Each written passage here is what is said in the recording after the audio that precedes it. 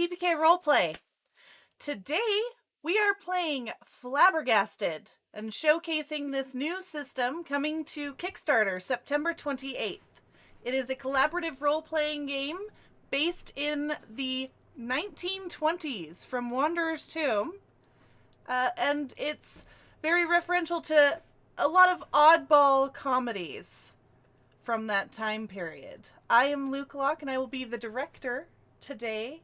If we would like to go around players in order of overlay, starting with Cole, and describe who you are today. Hello, everybody. My name is Kohlrabi. I will be playing Chuck Darby, an entrepreneur. I'll kind of let more details come out in the role play. As the quote unquote boss man, I'll say this is a preview of the system, and it is coming to Kickstarter soon. So just keep that in mind and go ahead and you can go to that link to follow the project on Kickstarter. Next would be Chrissy. Oh, I don't know how the overlay goes, but hi. I'm playing Dame Beatrice Cunningham. She's an eccentric patron of the arts who is also the heiress kind of to a fortune. No big deal. Don't worry about it. It's not important. She's here to help, and she's here to make sure everybody hears all the good music, sees all the good art, that, you know, we're just creating a really healthy, smart, expansive culture.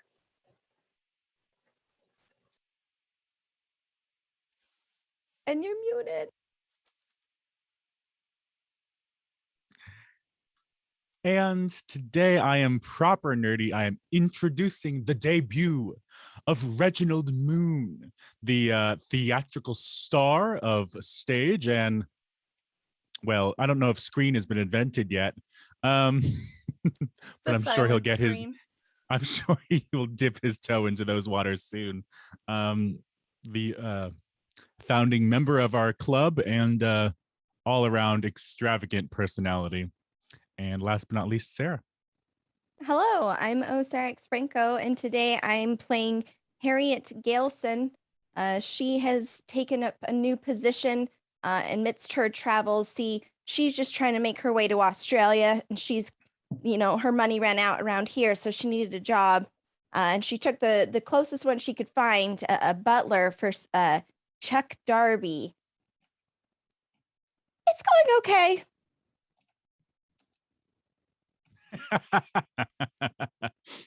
Listen, you haven't had that many bodily injuries yet. It's going great. Okay, so we open on Peccadillo. It's a location very much an amalgamation of different European cities. Like most other cities of the time, it has very distinct little districts of fashionable upper class area, and then the more dangerous and crime infested neighborhoods with narrow switchback alleys. Today, the city is buzzing with activity, and if you were to stroll through it, you would see its colorful residents, exciting entertainment venues, and art galleries. Beyond the city is the provincial countryside, where you can find quaint little villages, as well as grand mansions and estates, where there's much opportunity for mischief to be had.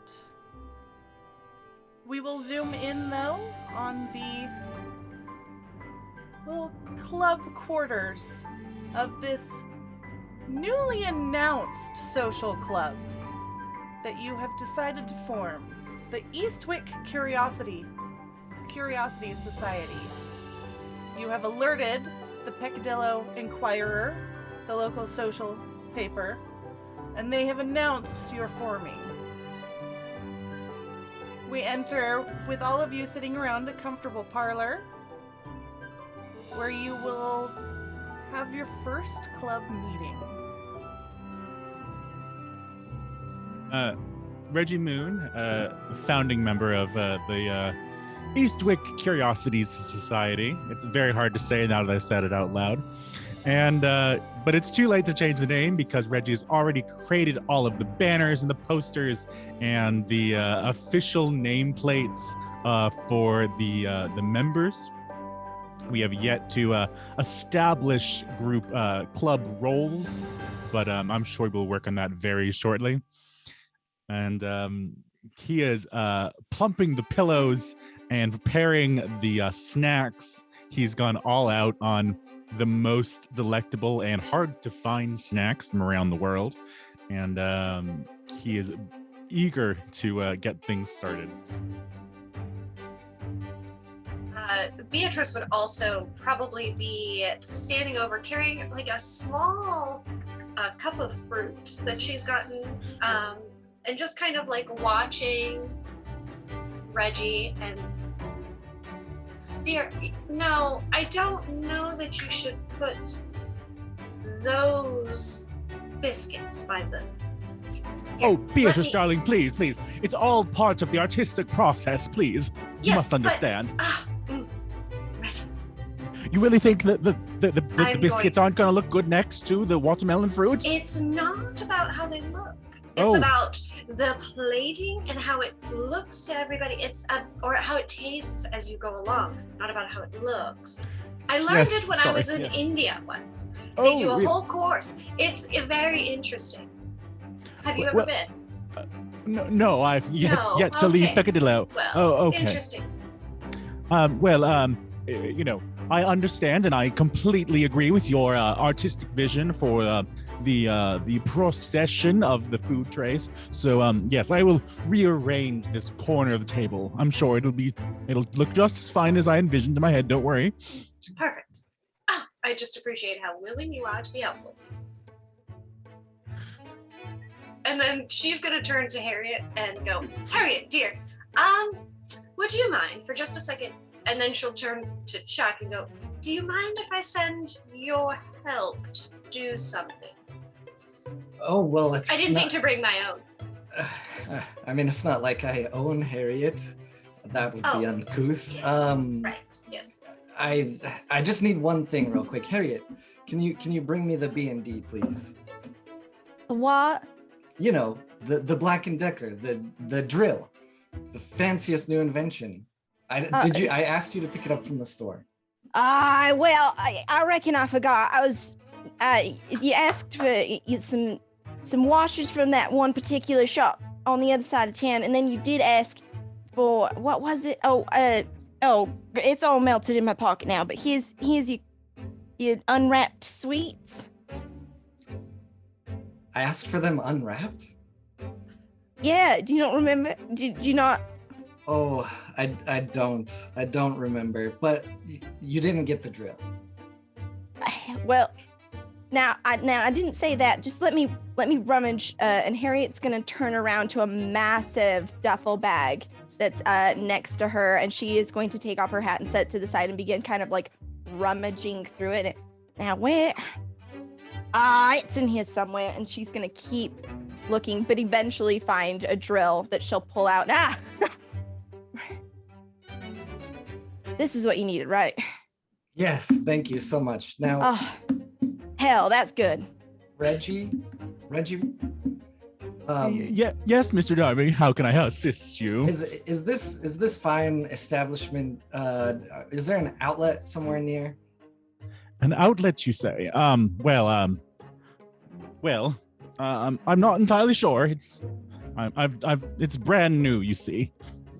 And is this a rental, or do we own this establishment? We are currently renting it until the club takes off. Oh, they won't mind if I take this sconce. And he'll find an electric outlet and plug in the drill and start like drilling a light fixture to steal parts from it. You were saying, Beatrice. Oh, right. Well, I was actually going to send Harriet out for a few things. It seems that Reggie has forgotten to bring the appropriate breads, but if they are busy helping you with your tinkering, then no worries. I guess we'll just have to do with what we have. So, Reggie, what are we doing today? What's on Now- the agenda? This is the debut of the Eastwick Curiosities Society, a club all about the adventure, about discovering the new, about finding the curious in Peccadillo. I think we begin by assigning roles in the club. Now, as the founding member of the club, I would say I could take on the role as president. But we will need a few other roles, namely a secretary, someone to take care of the monies, and among other things. I'm sure we can find something suitable for everyone. I was hoping for perhaps more individuals to join us for our first meeting, but it seems it is just the four of us. I can go stand outside and just holler a whole bunch. See if we can get anybody. Come on in. We try you Dame wouldn't Beatrice's want to make fancy a bread. ruckus now. Oh, For the bread. Okay. Understood. Harriet is really good at yelling, I will say. thank you. I appreciate that, Mr. Darby. Thank you. Oh, it's Chuck. You don't have to call me Mr. Darby. So, well, I mean, it goes without saying, but I would be absolutely fine with taking care of the money aspect. Whatever we needed. As long as, we make charitable donations and we make sure we are helping the community at large. Of course. The arts and the culture should always help the entire community. So does that mean, Beatrice, that you would like to be the club treasurer?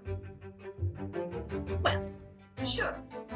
Or vice president, or a second president, whichever. Sure. How can you have two presidents? I'm not sure. Well, you see, one is the second or the vice. Well, no, I get vice president, but that's not what she said. She said second president. I don't like the word vice. It makes it sound a little lower. If you just put the second in front of it, it's just as if we're immediately behind. Why not Could be- co-president? Ooh, I do Co-associate enjoy president. co-president. Co-president. Understood. Okay, we have two co-presidents. Which means that more responsibilities will have to be awarded to some of the other members of our organization today. Well, what are the job duties? See, I just signed up for this new gig. I just don't want to take on too much. So we got treasurer and what was the other one? We need a secretary of some kind. Oh, I ain't no good at that.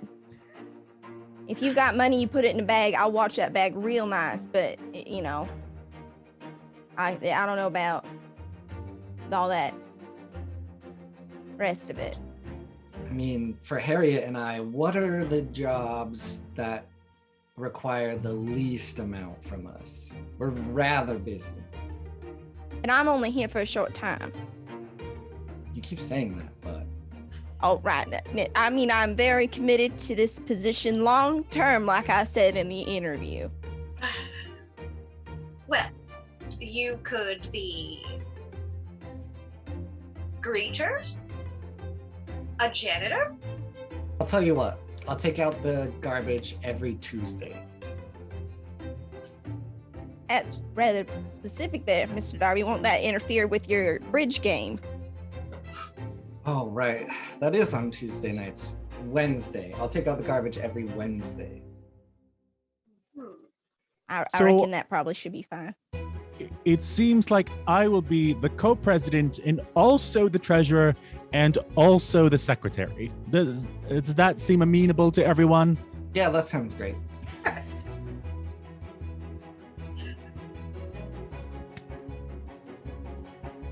I reckon that's quite a few hats you're wearing, pun intended. I think that you are best suited. I'll help you tell you things along the way. Make sure you're appropriately doing them, but So Always appreciate your guidance. what is our first order of business as this so-called club? Well, our first order of business is to find something curious. This moment, there As will we've be just taken over the as show if from on Lucas. cue. There will be a knock at the door. Maybe we have more members. Let's go see who it is. And Reggie will run to the door, his scarf flapping behind him as he scurries out of the room. Harriet's gonna kind of nudge some of the drywall that has inevitably fallen from Chuck's harvesting of the inside, and just kind of like scoot it over with her boot and say, "Right, yeah." Just trying to clean up. As you open the door, you will see Kent Darrington, the young man that works at the Peccadillo Inquirer, the local social newspaper. And he will just kind of pull back his hand and hesitantly. I'm sorry. Is this the Eastwick Curiosities Society? I was told this is where you were making your headquarters. Yes, this is our very first meeting with welcome. Kent Darrington. Nice to meet you. Oh, pleasure to make your acquaintance, Kent. And he will adjust his cap a little bit, and then, well, I was told to run over here. Listen, Miley told me to run over. There's been, she got a call in to the paper. It looks like another club is issuing a challenge. A public challenge. The hell you say? We only been here for like 5 minutes. Oh, yes. Well, it was announced that you were forming, and I guess they wanted to get the jump. They've had a hard time establishing themselves. It's the Gumshoe Squad. It's Well, terrible. That sounds awful. As co-president of the Eastwick Curiosities Society, I will hereby accept that challenge. Oh, wait, now hang on a minute. We don't know what the challenge is. What if the challenge is having enough wall sconces for your fancy sitting room? You know, we might have just failed by default. Hey, Mr. Darrington, could you perhaps release some additional details there? Yeah. So Rosabella Newmont, head of the Gumshoe Squad, is issuing. It's going to be published later today. That the public challenge is to get your club's name featured in the paper, newspaper of the city, not the Inquirer, but the Daily Herald here at Peccadillo. So whoever gets their name in the paper first as an established event or something that you've managed to accomplish gets the accolades. Oh, hold on now a moment. And previously Chuck was not listening at all, but at hearing the chance to be in a newspaper, he slides in front. In the newspaper, you say, I have the best idea to get in the newspaper. We're basically already a shoo-in. Harriet, the newest invention. Can we do it? Now, listen, Mr. Darby, I know that the job description said that I needed to provide endless emotional and physical support at all times, but You're not supposed to say that part out loud, but yes. Sorry, I reckon last time it did eat my shirt, just a big old chunk of it, and I'm worried about, safety concerns, but I mean, I feel like if that's what you're about, I'm here to help, Mr. Darby. You tell me what you need. Well, we do need some money. Looking over at Beatrice.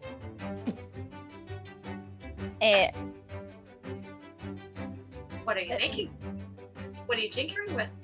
Oh well, we can talk about that later. Let's sorry, I got myself carried away. But it is going to revolutionize the entire world. but I'll let Reggie and Mr. Fancy Pants over here continue their conversation. Kent Darrington. Yes, Saint Mr. Moon. Barrington. Kent Darrington. Yes, Mr. Kent? Moon.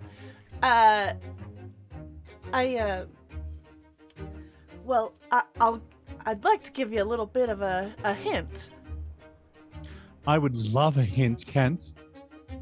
You know, I saw your performance once. But so the Gumshoe Squad was looking into cold cases. Ooh.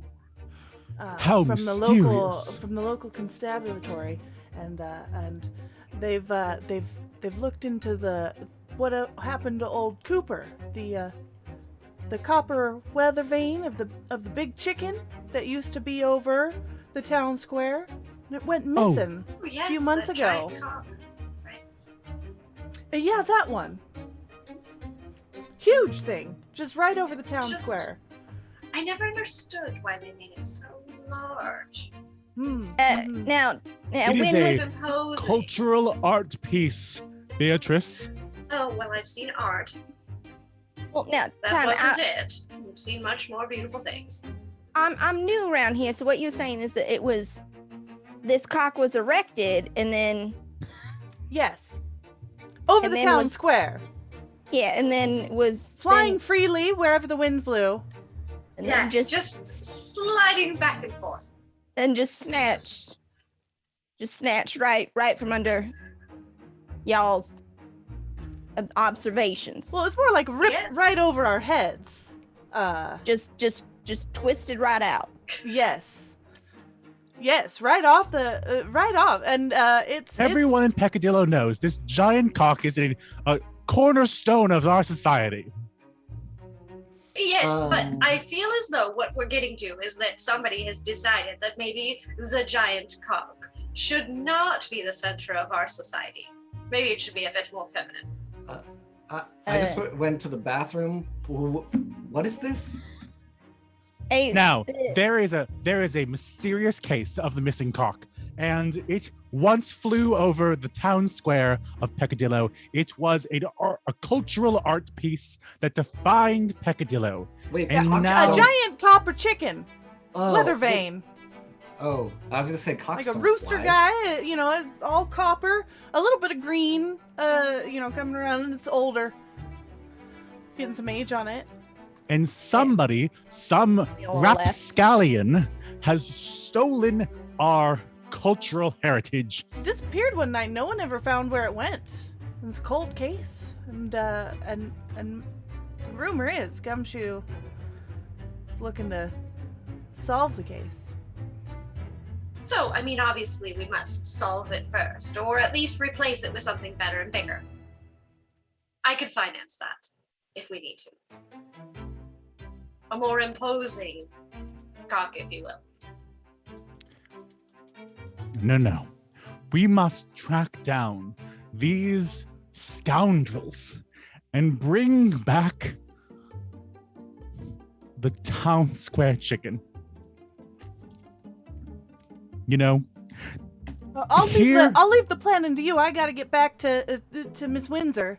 But Oh, wait, hold on before you go. And she's going to put together a small plate of various cookies and fruits. You know, and wink as he walks out. Send these to your bosses. Let them know that we are obviously much more upscale than the other club. We have better snacks. Oh yeah, of course. Bye, Mr. Moon. I'll be in Hamlet next week. You should come to the theater, Kent. Of course. And he'll just kind of tip his hat and run down the front path back into the city center. Now, folks, I am flabbergasted that someone would take this important piece of Peccadillo. It does seem like you've got yourself a bit of a situation here. It's a mystery. It's a curiosity. I think we should look Reggie, into it. as you walk into the room, right as you announce the state of flabbergastment, You look down, and there is Aperture. a shiny little penny on the floor, and you have found yourself a lucky coin. You may use that to re-roll something more in your favor. I love it. Oh, Uh, our investigation is already turning up the money. I'm sure we will be fine-bodied and able to investigate these claims. So, co-president. Yes, co-president. Yes. Where do we start? This is an excellent question that I do not know the answer to. I will consult my muse.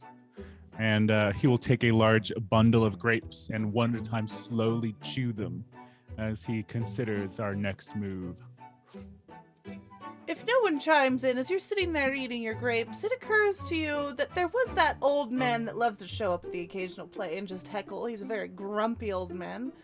Lives out in the country, has an old estate, kind of fallen to disrepair, but he was complaining very loudly in the square about the weather vane once upon a time. Now, I'm no gossip, except for when I am.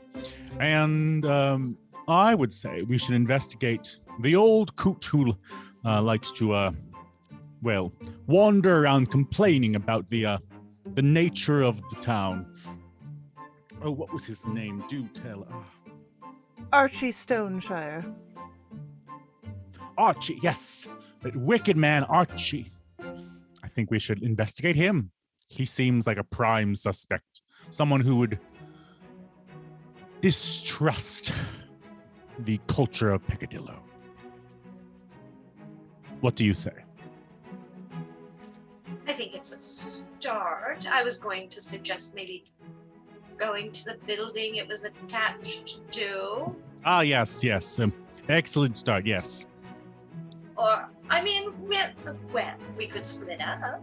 Two of us could go and look for the Cock building. I don't quite remember where it's at, or no? Okay. Splitting up sounds rather scary, to be honest. And you know, I've heard, I read somewhere in a journal that sometimes the perpetrator likes to return to the scene of the crime. So maybe we just all go to the scene of the crime first, and then we look for this old man that seems to hate giant cocks. Yes. Okay. Would you guys, Harry? Would you be a dear? I have a car waiting. Would you mind just boxing up some of these snacks and putting them in the back? That way, when we get hungry, when we are out and about. Sure there, Dame Beatrice. I reckon I can box these up. And Harriet's gonna start looking under like tables and chairs like for boxes and just kind of just give me a minute and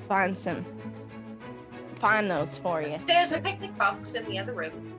Also hidden behind a parlor chair, kind of behind, under the dusty bottoms of a large draped curtain hanging down, there is a box. It has a bunch of small things in it that kind of rattle around as you pick it up.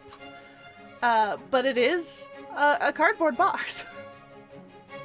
Well, now looky here. I did find myself a box, and it's full of strange little treasures. Mr. Darby, you wouldn't happen to need any of these for your contraptions now, would you? It's She'll rat poop. shake it. Oh no, I have been mistaken. I recognize this. You definitely do not want me touching that food there, Miss Dame Beatrice, not until I've had myself a proper wash down, because, you know, behind my ears and everything. You know, you ever hear the hantavirus? And it's a serious business, and she's gonna take that with her arms out and just try to dispose of that and burn the skin from her hands. I would like you to roll to see how successful you are at carrying this old filthy rat trap that you have found. I would love to. What would you like me to roll? What would you like to use here? How are you going about this? I'm wit and I've got wit and sharp. Like that's kind of my thing. So I feel like being able to like carefully devise a plan in which I do not engage with the droppings. I feel like that I could make that case. Okay, go ahead. Awesome. So I've got 4 in that category. All right, I rolled 2 6s, a 2, and a 1. Okay, yes, you expertly carry this, not dropping anything. You even very much catch that the rug is crumpled up over the floorboards, and you walk around it, not tripping, and are able to carry that out to the back garden. I quickly dispose of it and get the box sorted and make haste for the kitchen where I just scrub my hands. Yes. Well, here, I have something you can pour on that. It'll get it cleaner quicker. And she will go over to your hands and just pour a small flask of her family's gin over your hands, as if that is good enough alcohol to clean your hands off. Woo-wee! Oh, dang, Beatrice, that is assaults the senses, that does. Well, it does take quite a special taste to acquire it, yes. I don't think I'd ever want to taste that. I think, it's just alone. Give me up. I think that might have ruptured a sinus. Woo-wee! You know, in the shop, we do use that to clean up oil quite often, so it is rather strong. And she's going to take a big old swig. Good. Reggie will wander in and say, now, why are we chopping down some spruce trees in here? I smell it. What are we doing? I'm just helping Miss Harriet clean her hands off and taking a drink. That's all. Oh, yeah, yes, of course. Understood. Now, Think we're ready to go, right? And Chuck will grab just handfuls of the snacks and just put them in all his pockets. I assume that Chuck owns a motor car to take out to the country. I think Beatrice has one, which is far nicer than Chuck's. You see, I tried to add some kind of turbo to my motor vehicle, and it kind of exploded. And so my last help, nope, everybody was fine. Nothing happened, but my car is indisposed at the moment. Beatrice, you said you have one, correct? You and a driver. His name is Leslie. Oh, great. I wouldn't want you to... Yes, we should get going. I don't All right. want to know. Remember. Reggie, I think she's been drinking. She shouldn't be driving. Leslie Yes, is waiting for you all out by the car, and will let you file in. Leslie, dear, thank you. I appreciate you waiting so patiently. Yes, ma'am. We are going to... do you know the building with the giant cock on the top? No cock anymore, Mom. Okay. Yes. Well, you know the building, though. Yes. We need to go yes. to that building. It's just all What is flat the on name of- on the top now. There's nothing there. Just Yeah, bald. we're going to put something else there, I think. Something a bit more feminine, maybe? Like I'm like not an sure. We haven't orchid. decided. Oh, an orchid would be beautiful. Thank you. Thank you for the wonderful idea, Leslie. This is why I Yes, keep Mom. you here close to me. So we need to go to that building. We are going to be doing some investigating. Yes, Mom. And he she will hop settle jauntily in in. the front and take you all to the town square, where once upon a time, a few months ago, atop the main building, there was a beautiful copper weather vane of a large rooster displayed proudly over the square. However, now There is nothing. Did you know that at one time, this building here was home to town founder Eustace Peccadillo? That cock was her prized possession, and that is why it was erected here so many years ago. It's truly a shame to see such destruction come to our poor town. It certainly is a unique building. Oh, okay. You happen to reach down in your pockets as you say this. You're just kind of glancing up, and you feel a little tiny shiny coin that you did not realize you had on you, and you now have a lucky coin. Thank you. Oh, that's all right. For Shit making that fire. joke. Closer than I thought. Well, should we, get a wiggle on and get on in? Well, we need to get up, not in, right?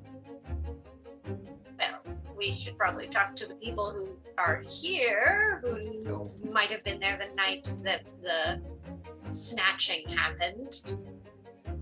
Mr. Darby, are you saying we should scale the side of the building?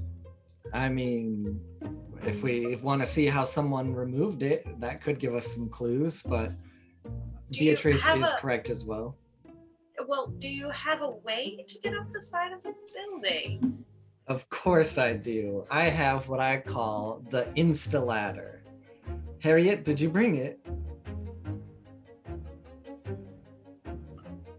I reckon I did, Mr. Darby. I reckon I did. And What is that face for? sorry, just I got a weird taste in my mouth, just bad memories is all. Just Listen, hang on. The Instaladder 2.0 won't have happened what happened last time. I promise. I believe you, Mr. Darby. And she's gonna throw her duffel bag down and kind of rummage around in there, and she's gonna pull out a rope ladder with the rungs. It's kind of folded in on itself, and hold it out. All right, here we go. Yes, here it is. And I'll pull a little motor out of one of my pockets and secure it to the side. Well, here goes nothing. Everybody stand back, just in case. You never know. And he'll try to spring up this instant ladder. Are you using a Can CQ you here? Or please is this legit you have tell a me instant ladder? With which skills would you like to deploy this ladder and then roll for me? Yeah, so it's gonna have to be, if you'll allow it, creativity and passion. This is one of my inventions, of course. Yes, I accept this. Go ahead and roll. All right. So 5s and 6s are successes, right? Mm-hmm. So I got 2 successes. Okay.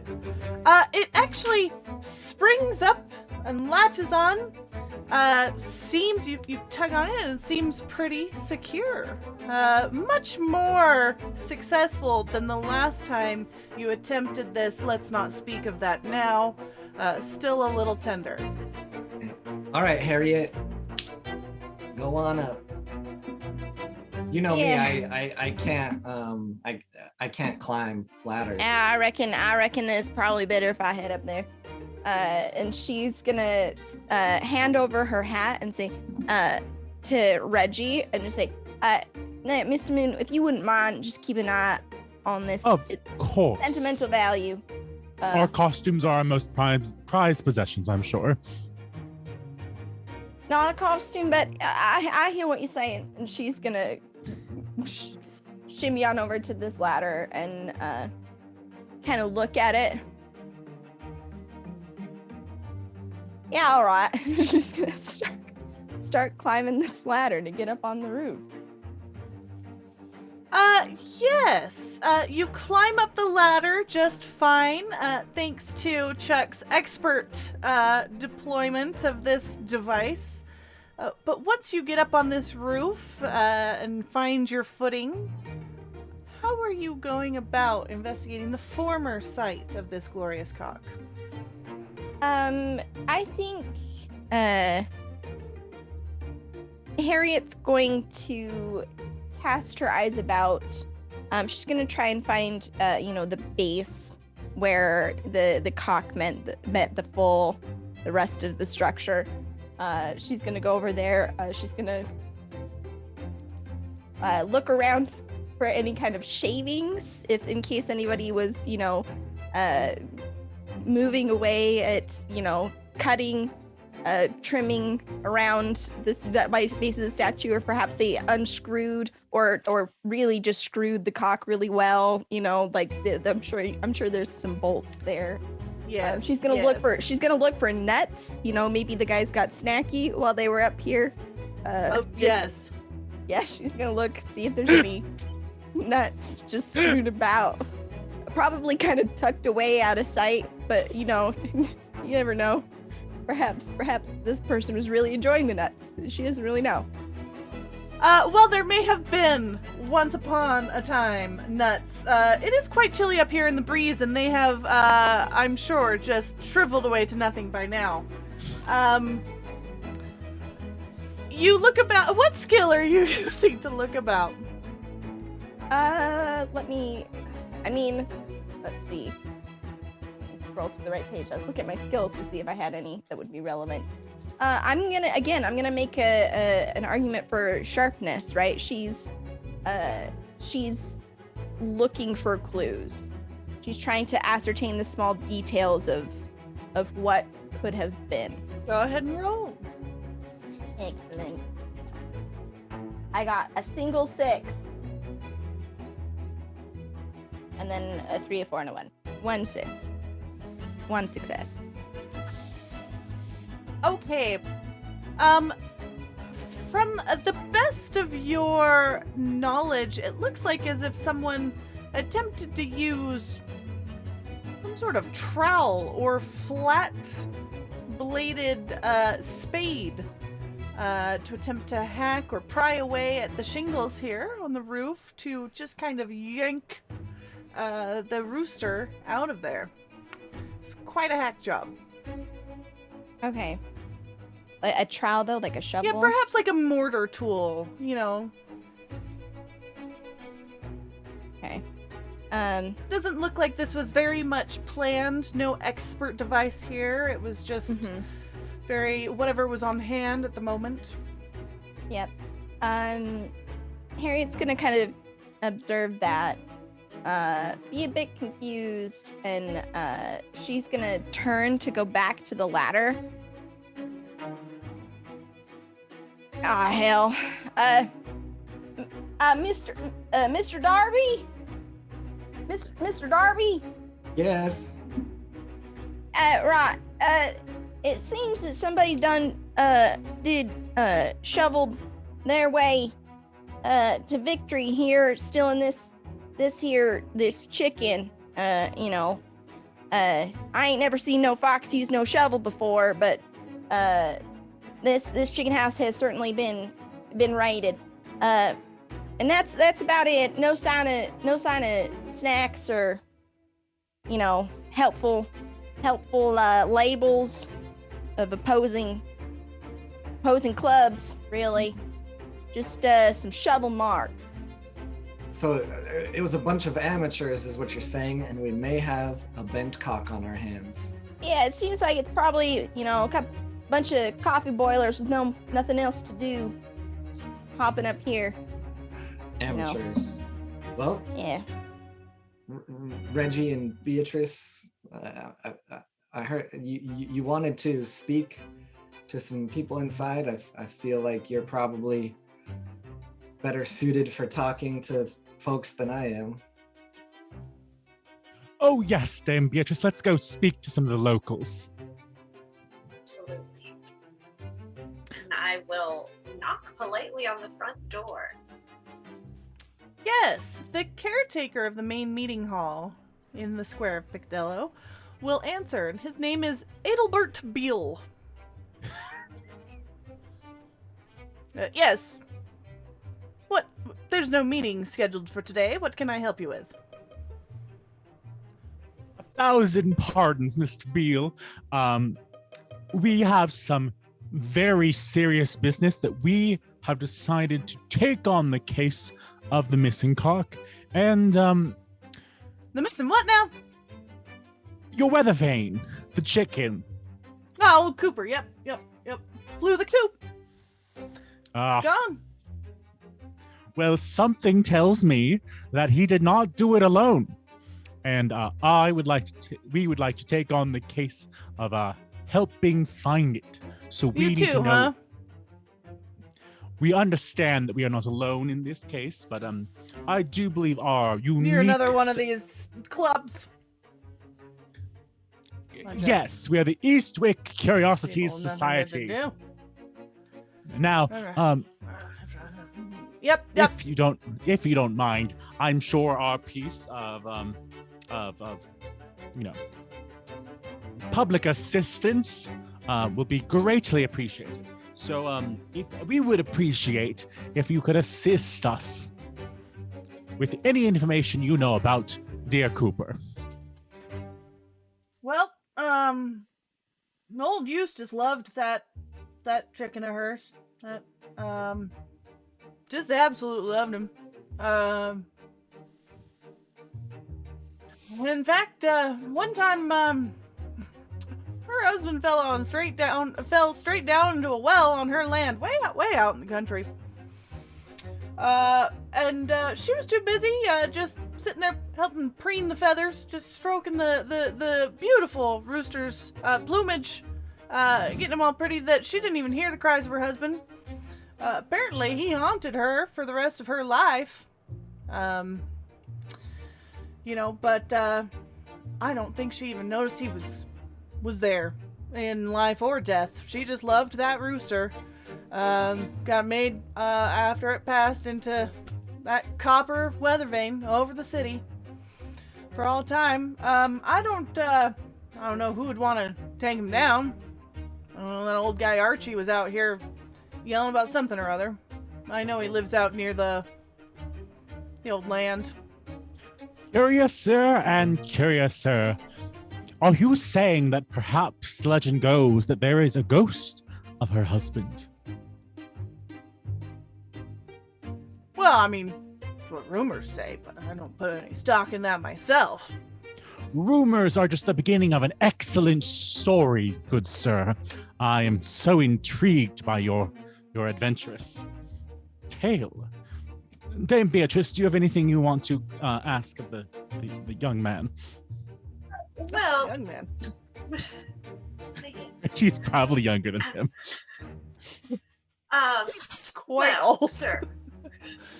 I suppose the big thing that I would like to know is, do you think that there's a reason anyone in this town would want to be rid of that giant, hideous thing? Well, I mean, to be there is fair, that, it was quite obscene. It was so large. There was that folk of ladies. They have that tea club. They were going on. Thinking about erecting something else, like a nice pair of melons, something like that. Embossed watermelons, or perhaps a nice honeysuckle. Kind of Honeydew? honeydew. That's the one. I don't know, floral. Those tea stirs, whatever their club name is. I can't keep track of all y'all. But that was a while ago. The most recent one was Archie. Just over here ranting and raving like usual. He's bored out there in the country, I think. Gets lonely. Nothing but him and just the echoes at night. And the ghost of our founder's husband. Okay. And she's going to look past him just a smidge. would you mind if we came in just to look around for a moment? Just for a second? I mean, they had to have gotten up there somehow, right? Well, yeah, there's, there's stairs in the back that lead up. You hear from outside as Harriet falls the last 10, like she's just been slowly making her way down this ladder. You just hear, boof! Ah! Ah! Ah! Oh, Yo, right out there! Chuck, Swift ground. make sure give her some of my juice. It's in the car, in my bag. It'll help with the pain. Yes, Mom. Hey, what do you got going on out there? What are you doing to the building? He's gonna start poking his head out the door. Oh, don't worry about that, Mr. Beale. Nothing to worry your head about. Just some other investigations of the surrounding area. Poking around where you're not needed. No, I think as a cultural art piece that defines Peccadillo, our investigation is crucial. So I think we are very much needed in this time of worry. Can you show me to the stairs, please? All right. Come on back. And he will kind of open up into a small hallway, which leads off down into the cellar. And then there's also a narrow, rickety set of winding stairs to the very top. Now, Reggie, I have read a book or two in my time. Oh, Don't Reggie. touch anything. Well, you as well, Edinburgh. You're fine to stay if you'd like, but you can leave this to the professionals. I've read a book or two about things like this. I would say we need to look for clues. And those clues would be footsteps in the dust, or maybe bits of hair, or a bit of cloth from a torn jacket. This is an excellent idea. I only wish I brought my magnifying glass. And, What skills are you using to investigate for these clues, Chrissy? I'm actually going to utilize one of my moves. Ooh. And I am going to use a surprising skill. And you are going to see Dame Beatrice from a little small satchel pull out a little kit, and in it is a little notepad, which you would probably see her using to like jot gossip notes down about people on a normal day. But now it's got like a little, like a pair of tweezers and kind of just like an all-around useful thing. So, and it's inside of it, she's got just the smallest little magnifying glass that she would use for like doing the crosswords and like doing all of these things, like just like an all-around kind of like, it's got all sorts of different little things. She might even be able to pick a lock or two with some of this stuff in there. Who knows?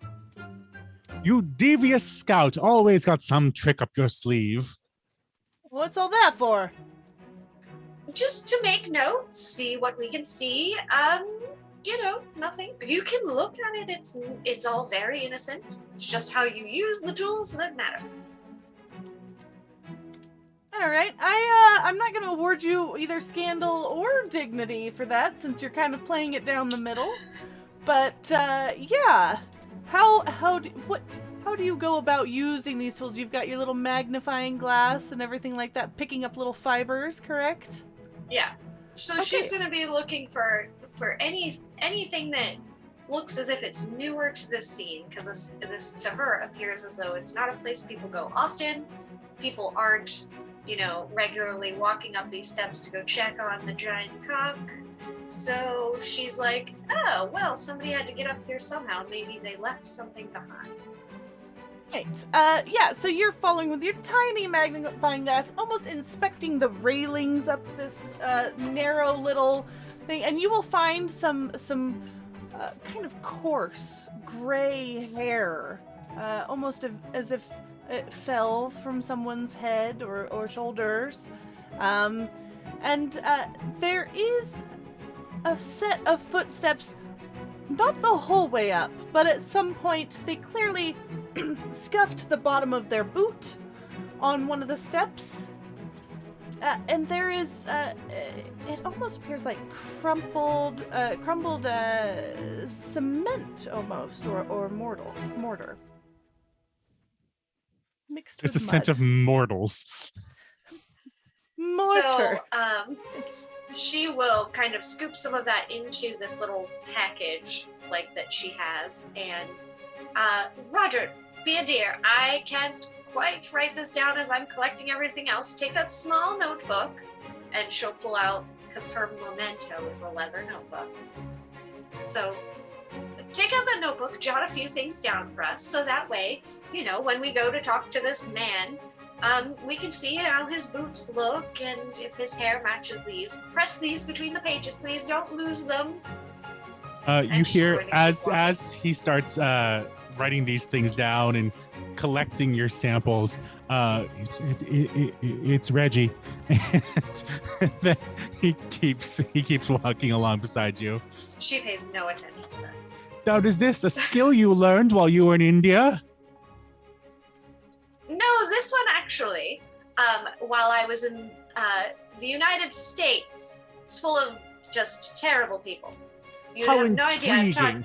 I learned so many things on how Hi. to I'm survive. from the States. Oh, Ma'am? well, which state? Well, I'm from Connecticut. Oh, that's Used to have a that's farm out small there little until I one. retired out here. Well. Got too busy, too many people, out to the country where Exactly. I thought I would be less bothered. We'll be out of your hair quickly then. And she'll again ignore him and just keep walking. All right, you guys are gonna head out of the main hall. What have Chuck and Harriet been up to this whole time?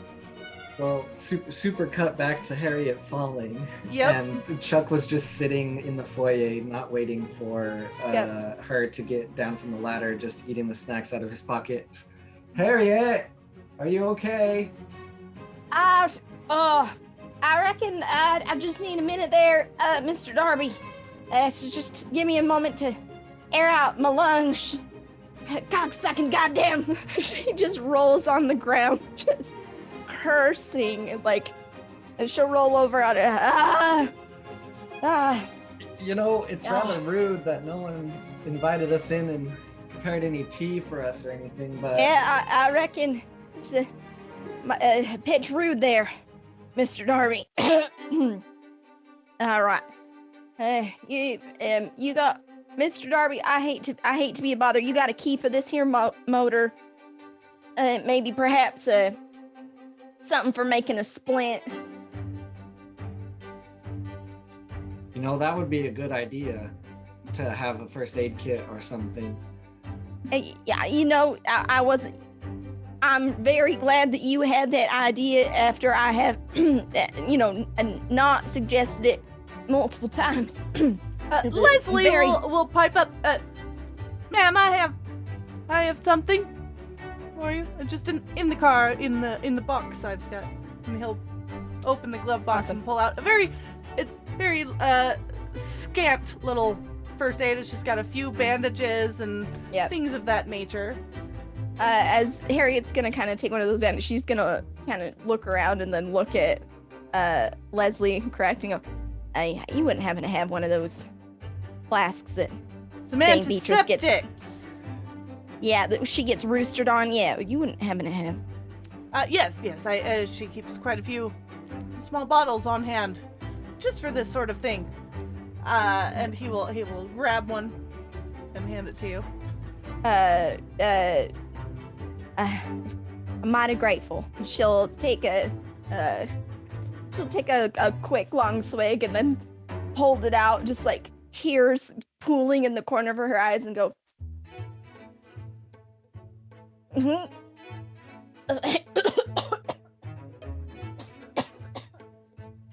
It's like uncorking a bronch right there. Thank you.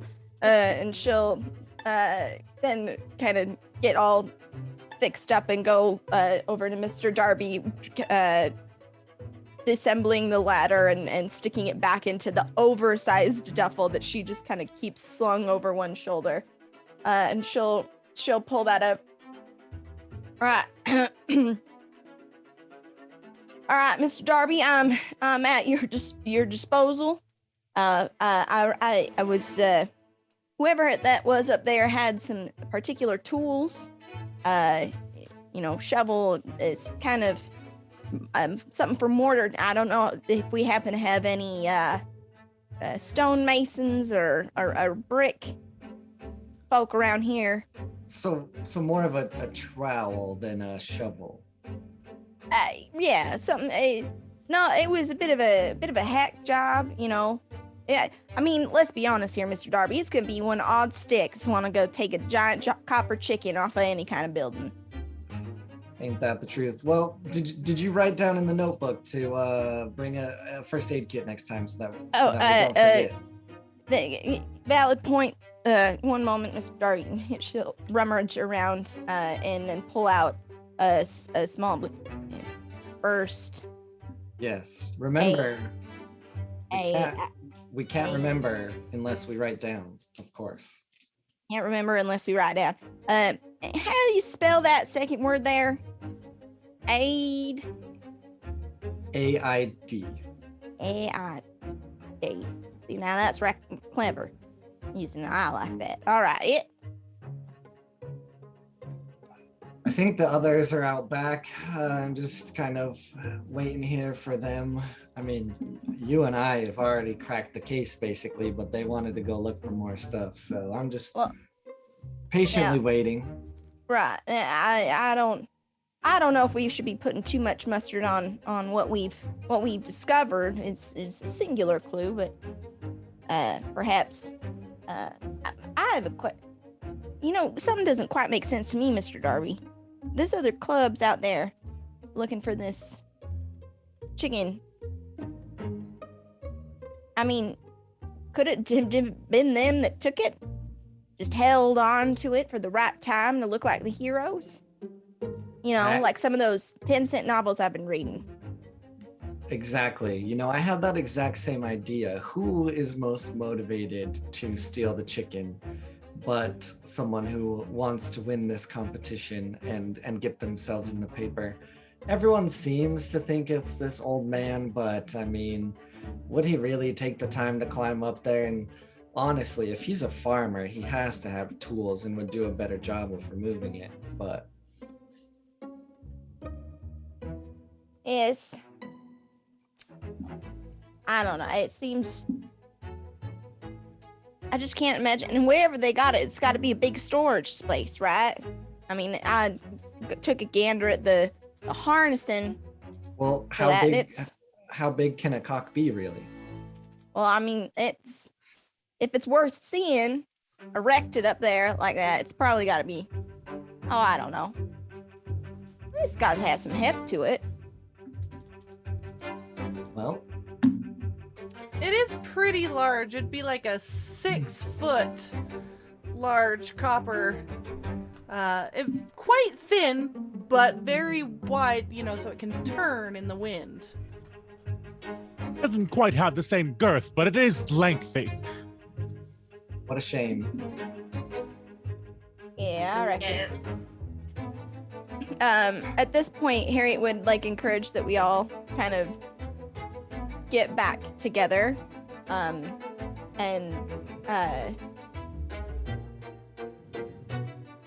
Oh, yeah. Harriet, you're all dusty. Whatever happened to you? Yeah, it's fine. I just, had the balderdash idea that I might take those rungs 2 at a time, get down quicker. I don't really care for high up places, and I ended up, chewing gravel there a bit. But I'm all right now. Leslie got me all fixed up. We've made a note for some first aid. So I reckon we're fine. Before we go, really quickly, Leslie, do you have an extra bottle of my antiseptic with you? An extra one, not the ones that we use, like an extra. I want to give it to the gentleman who let us in and try to make sure that he doesn't let anyone else inspect the area that we were just at. I don't want anybody to get ahead of us in this this investigation. So I'm going to bribe him. So What if you tried to be coy and you're like, no, I'm just bribing him, just so you know. I don't. So when I did this, she does not have a lot of bravado in a way where she's like intentional about it. It's completely as just The exact Waiting. opposite of Reggie. Gotcha. Okay. So she's going to grab one of the extra gin bottles and walk back over to Ethelbert. Okay. Elbert. Oh, what's that you got there? Well, I just realized that while we were introductory to the group, I didn't introduce myself. And she'll hold out a hand. Beatrice Cunningham of Gilby's Gin. I don't know if you've heard of us or not. Oh, yep. Yes. Well, I want to give this to you as a gift for letting us into your building and doing some inspecting and some investigating. He's gonna reach out. Gilby's Gin. So, it's pretty good stuff. I mean, you know, a little watered down, but you know, quite I'll tasty. make sure we tell the bottlers and the distillery to up things just a smidge. But this is a gift for you. Now, I do, you know, for the sake of going forward in our investigation with our club, please, if you would, for me. And, you know, I would be happy to, again, if needed, bring more gin or whatever you needed here. I appreciate this. Listen. Enough clubs have come by here today. I think I'll just close up for the day. Kick back with this bottle. Should anyone else come knocking, I'll send them away. That raises a really important question, actually. Which clubs have come to ask questions? Well, what's her name? Sorry, Luca. Rosabella. The Newmont girl. She's with those gumshoes. And then those tea ladies. But that was a while back. Nobody likes tea. And she'll wink and then start walking away. Well, I mean, anybody else can say anything, but she's walking away. Yes. Did both of them seem to ask the same amount of questions and were thoroughly intrigued as we are? Well, I mean, the tea ladies are mostly just upset they didn't like the rooster for some reason. But they wanted to erect something else. But, you know, I don't know. But the gumshoes, Rosabella was, you know, asking the same kind of things you were. Well, I if you believe see, she was headed out to the country. yeah. If you see the gumshoes again, tell them that none of them know how to cook their pasta correctly. Thanks. And I'll head out as well. Right. Upon mention of the tea, you guys can remember that it is the Good Society ladies, and that is the name of their club. Yes, the good societies. Yep. So I assume you are driving out to the country? Is that correct, where you're going? Yeah, I think we're heading To that speak direction. with Archie Stoneshire, or you tell me that I'm fine wherever you want to go? Just so I have the story straight, you said that there was a guy who fell down a well and just got lost down there? Yes. So, Eunice, I think it was Eustace Peccadillo. Yes. She had a very, she had a husband that she ignored. At some point out on their land, he stepped and fell down a well, was calling out to her. She did not hear his cries. It is said that he haunted her for the rest of her days. However, she didn't notice him then any more than she did when he was alive. I love this However, so much, when her but- chicken passed, she did get it immortalized in the weather vane. Reggie has very rudely ripped pages out of the notebook that Beatrice gave him, and is in the car currently scrawling down notes for his next great play, the story of Eustace and her husband. And he's very interested in this. He has decided it's a ghost story, even though I don't think that our good friend Mr. Beale ever said it was. He's insistent that there is now a ghost haunting the countryside, and he's quickly writing down notes for his next big performance. Yes, very good. You know, Reginald, what would have saved that old man, right? What would that be? If they invested in a yellow lab. Oh, a dog. The audience always loves a dog. They are a disaster to train, but oh, how the audience loves them. This is a good idea. This is a very excellent idea. It's rather true. What would the dog's name be, though? Probably something like Lucky or something. Yes.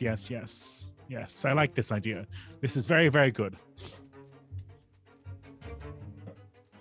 Well, how long of a drive are we expecting here? Beatrice, you're of the world and traveling. You know these things. How long does it take to get out to the country? Leslie will pipe up. Should just be about 30 minutes, sir. Just a quick jaunt out there. I know where Archie lives. All right. Well, us intelligent minds need rest. Wake me up when we get there. I reckon that's the best idea you've had all week there, Mr. Darby. Yes. And Leslie will take you out into the provincial countryside. I'm imagining this car is one of those open top ones. Oh, yes. And so Reggie is sitting not on the seats, but on the back of the car, letting his scarf whip in the breeze and just kind of reveling at the beauty of nature. If they had photographs, Robert! this would be prime selfie material. Robert, they do, dear, but it just to be careful. I've done what you're doing, and it can really choke you with the scarf around the neck like that. Just be careful, Robert. And I don't she'll know what close her you're eyes talking about. What? Pardon me. It's Reggie, dear. Okay. But he doesn't let that worry him much, and he continues to enjoy the fine air of the countryside. You are passing most of the smaller farms and local homesteads, and starting to emerge out more into the estates, where there's a few wine, grapevines dotting the hills, a few olive groves, things of that nature, and you will see ahead of you almost kind of like a cluster on a hilltop, some very large, grand estates. And one of them, Leslie will point out as Archie's.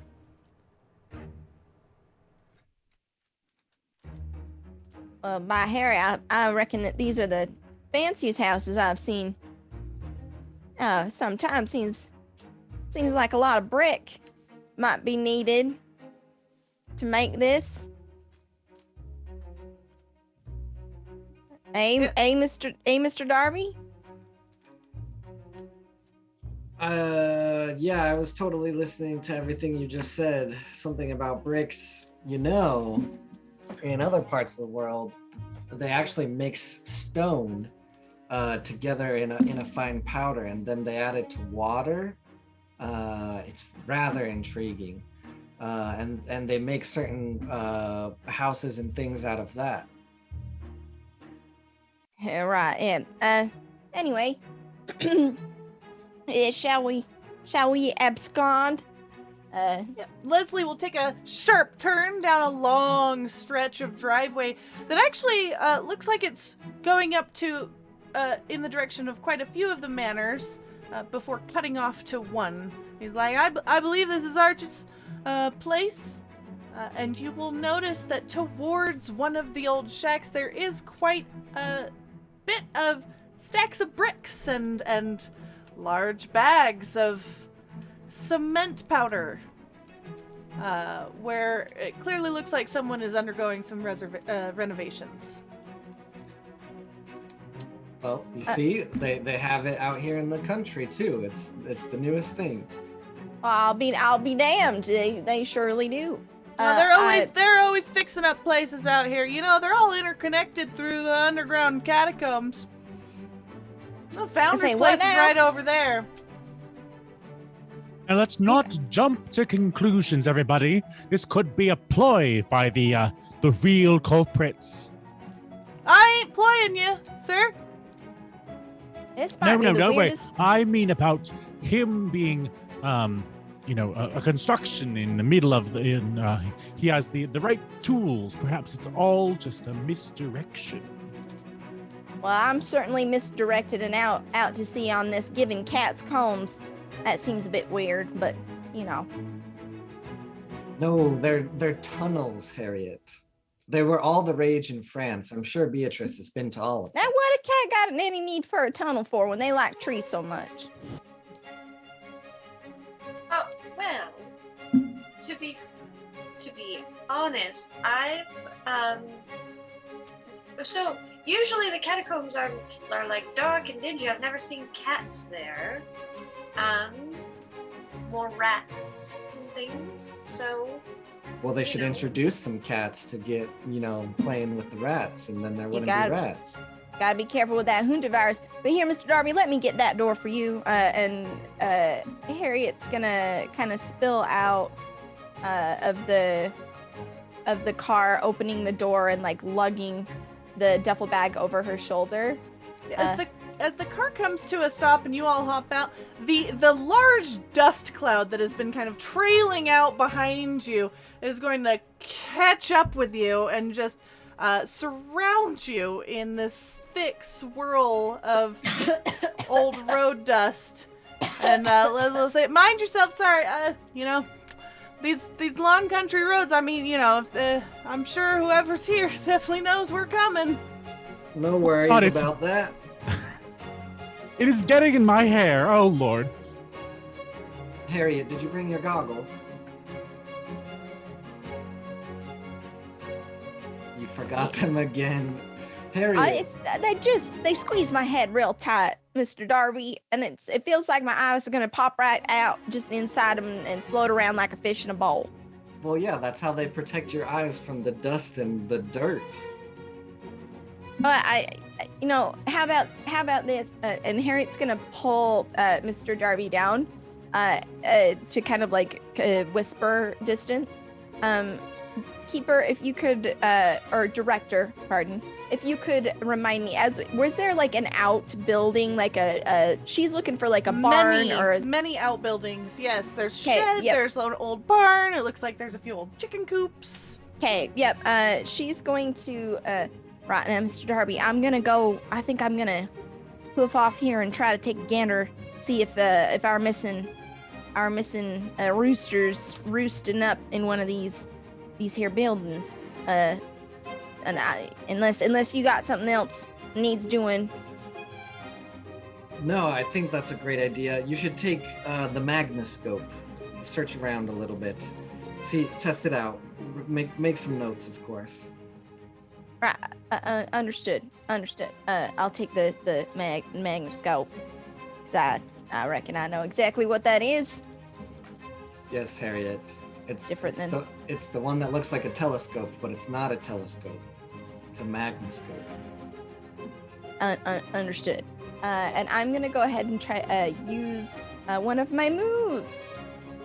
Unseen and unnoticed. You know that most residents don't pay you much attention, and you can quickly blend into your surroundings and move about while avoiding detection. So Harriet's gonna strike out and look for more clues in the barn, trying to see if this chicken is stored here anywhere. Yes, go ahead. There is actually no one around to even notice you. No chickens either to make a loud ruckus. However, it looks like this chicken coop has not been used in quite a while, and there's been no recent activity in here. Yeah, she's just gonna be slinking around the grounds, moving from building to building, kind of looking for clues while everyone else goes to speak to Archie. All right. You will notice in one of the sheds there is like kind of a back entrance down into what looks like it could be the beginning of some sort of catacombs. It is quite near the edge of the property and looks very easily like it could service both properties from this entrance. Now I reckon that this could service both properties, but could it house an overly large cog? That's the question. She's gonna maybe like take a step down in and like kind of peek in it, but she's not gonna go too far without her employer. Oh, I guess that means I have to follow Harriet. I don't really like talking to many other people anyways, so Beatrice and Reginald, I guess it's time we do split up after all. Hold on, Harriet, I'm coming. Is it gross down there? And Harriet watches as like a giant spider like crawls all creepily along the side, and there's like a skittering sounds of rats, and I reckon it does not meet your typical standards of sanitation, Mr. Darby. Oh, great. All right, well, I'm coming. And he'll slip on long gloves and use the goggles where needed and follow Harriet down into wherever Harriet is going. And complain about it the whole time. Why do I even care about this? I've got so many things to work on. This is just a derailment in my plans.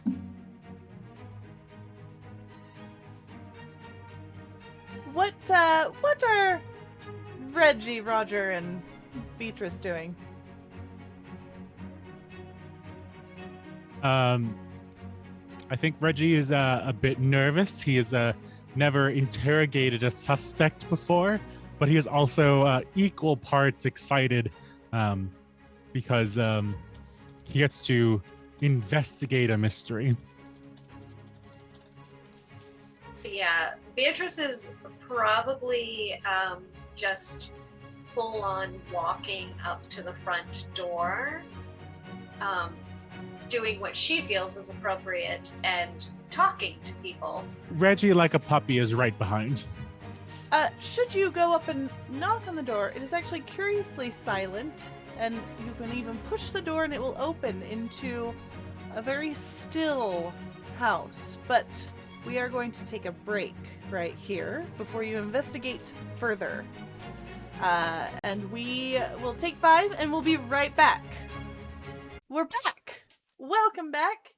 And you guys we're going to start with Beatrice and Reggie. As you kind of push open the door to an empty seeming house. Archie Stoneshire? Mr. Archibald Stoneshire, are you here? There is no answer. However, you begin to hear thumping noises echoing out through this old house. And as you step further into the foyer, you will notice off to the side, this house is clearly lived in by some old retired person that is not used to having company. The front room is stacks of newspaper and other odds and ends. The other room, there's strange canisters laying about. And if you were to go inspect them, it looks like they say helium on them. There's also a package of what seems like party balloons almost. But none of them are in very bright, festive colors. But you have seen these before. They're quite new on the scene, but they are still known. And as you continue on, a lot of the side rooms are dusty, covered with cloths on all the furniture. And the thumping continues to echo out through the house. At times it seems like it's coming from upstairs, at times it seems like it's coming from downstairs. Richard, could you grab me one of the candlesticks off that table there? Just in case. I've read a book or two. We don't want to be without a weapon. It's Reggie, dear, and of course, will do. And he grabs a couple of, like a copper candlestick and hands it to Dame Beatrice. He finds a large wooden spoon that he feels is appropriate to defend himself with. And he will also, he thinks of something he remembers, and he finds a very small salt container that he's going to hold close to his chest and just say, "Be careful, Beatrice. It might be the ghost." She's going to look at that and just be very confused with the salt. As you say this, you will see a sheeted figure hovering above the ground, no feet visible, kind of float down the hallway from one room into another.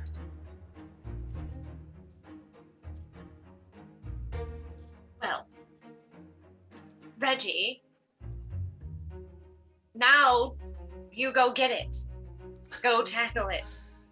As it floats and hovers past into another room, and from your view, you will hear more clattering and thumping as if coming from multiple directions. Oh God, they're all around us. It's not just one ghost, it's many. Oh lords.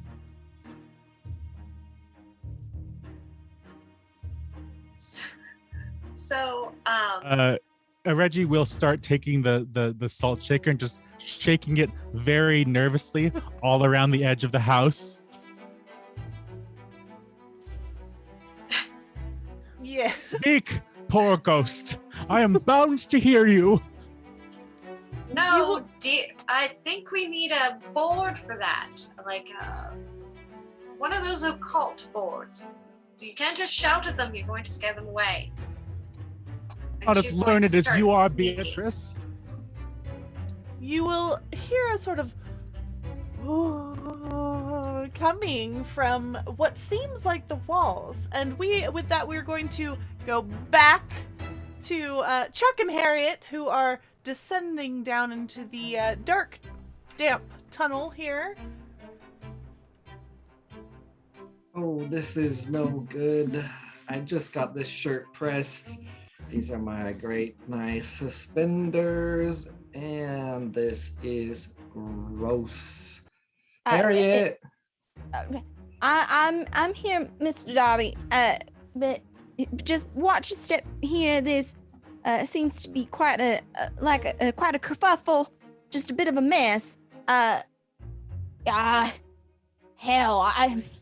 you didn't happen to bring that new contraption that would be entirely helpful in this particular situation now, did you? Oh, well, the one that lights up or the one that sucks things up?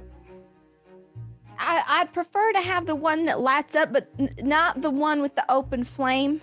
There's only a limited amount of oxygen in here, and who knows what's stored in these deep, dark Oh. halls. The mini lantern, yes. It's not in the duffel bag. Well, I reckon I can't see if it is, as it's quite dark down here.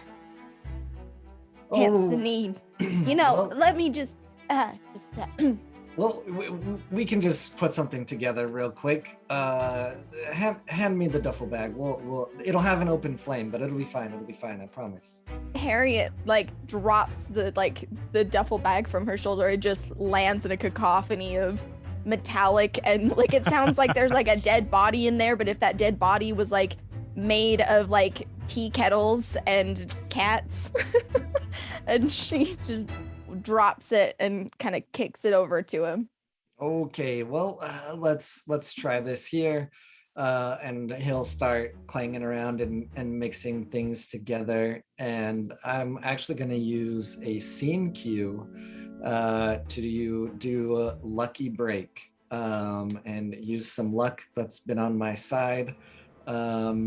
When something goes bad, you can usually find a way to make it work. You automatically succeed. It does say on a failed roll. I'm kind of hoping to do it ahead of time so that we don't blow up. But I'm going to try to create just a fuel source with a flame to light up the area out of odds and ends we have in the bag. Yeah, go ahead and roll. All right, this is my one and only creativity and passion. Here we go.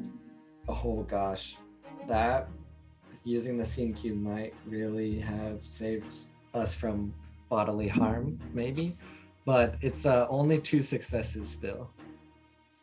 Okay, you don't explode, though you do lose your eyebrows, and the front of your hair. It now looks like you are perhaps going a little bit bald. Your hairline is quite singed back, and the rest of your hair is kind of poking out in a kind of exploded type of way. But you do survive, and you manage to get something lit and creating light. Egads. Well, Harriet just starts slapping his face to try and get any embers to make sure he doesn't catch on fire. It's okay. I'm fine. They'll grow back. Right. They always do. Oh, I just reckon that, after the last incident, I just didn't want you to get all burned up again. Oh, it's fine. It's but to just scratch. My eyebrows are used to it by now. What are we seeing? My eyes are still kind of seeing a ball of fire. Here, I'll take that. I'll take that device, and she's gonna hold it up and kind of peer down in. Yes, you will to catch the the faint hint of things skittering away from the light. There's quite a bit of cobwebs. However, it does look like in the center, it's pretty well worn here. And it looks like there are some very large drag marks. As if something was very heavy and carried down here. Well, I'll be damned. I think we might have cracked this case wide open there, Mr. Darby. Oh, good. The sooner we crack it open, the sooner we can get back to the microwave. I can set to that, Mr. Darby. Let's get a move on. Let's go. Okay, and I'm going to go back up to Beatrice and Reggie, where you have seen a ghostly white figure hover from one room into the next and disappear, surrounded by clattering and large thumps as if from all directions. What are you doing? Hi, evil spirit. Beatrice, what do we do? Quiet. We don't want to scare it. Of course. We'll follow it and try to catch it. How does one catch a ghost? I'm not sure Ronald. We'll get it figured out. Are you attempting to follow it into the room in which it seemingly disappeared? Yes. If we could do it in a sneaky way, I don't have any skills that would help with that. Do you, you could attempt to be sharp and use your wit, I'll do that. like creeping around what appear to be creaky floorboards? Okay. I'm not sure what else you've crafted for yourself there on your feet. I don't really have much. I already used. Okay, question for the what Table. are you called? Producer, Director. Director. When you use one of your cues, you can only use them once in a game, right? If it was successful, level. it's used up, yeah. Okay. Okay. Cool. Then yeah, I will use the wit and sharpness of the very soft footsteps that I can have from all those ballet lessons from when I was a young girl. Ooh. If you have any dignified points, you can add them to that, since you're referencing stuff from your dignified upbringing. One success. Okay, there's some slight scuffing of your footsteps, but you do manage to avoid any loud creaks or bangs or tripping, and you can follow into this room, which appears to be some sort of drawing room that leads further into possibly a sitting area, bending around the wall. And you don't see much in there, but you can continue around the corner if you would like, or investigate in this room. You tell me where you're going. Beatrice is going to continue to follow where she thinks this ghost has gone, and she's going to whisper, you know, I was in Paris once, at the Moulin Rouge, don't tell anybody, and we were watching a show, and they had kind of these gaslight lanterns around, and it gave a certain effect. I'm wondering if maybe somebody's just trying to trick us. Flashes of lights and things like that. They're in very expensive high-end shows, so I'm not sure if you've seen them before. I have not, but I have heard of the smoke and mirror tricks that are used across Europe. Yeah, and I'm going to use my patron of the arts Ooh, yes! to decipher if this is a trick or a real ghost. Is this a scene card? Cue? It is a scene cue. Okay. Having seen various effects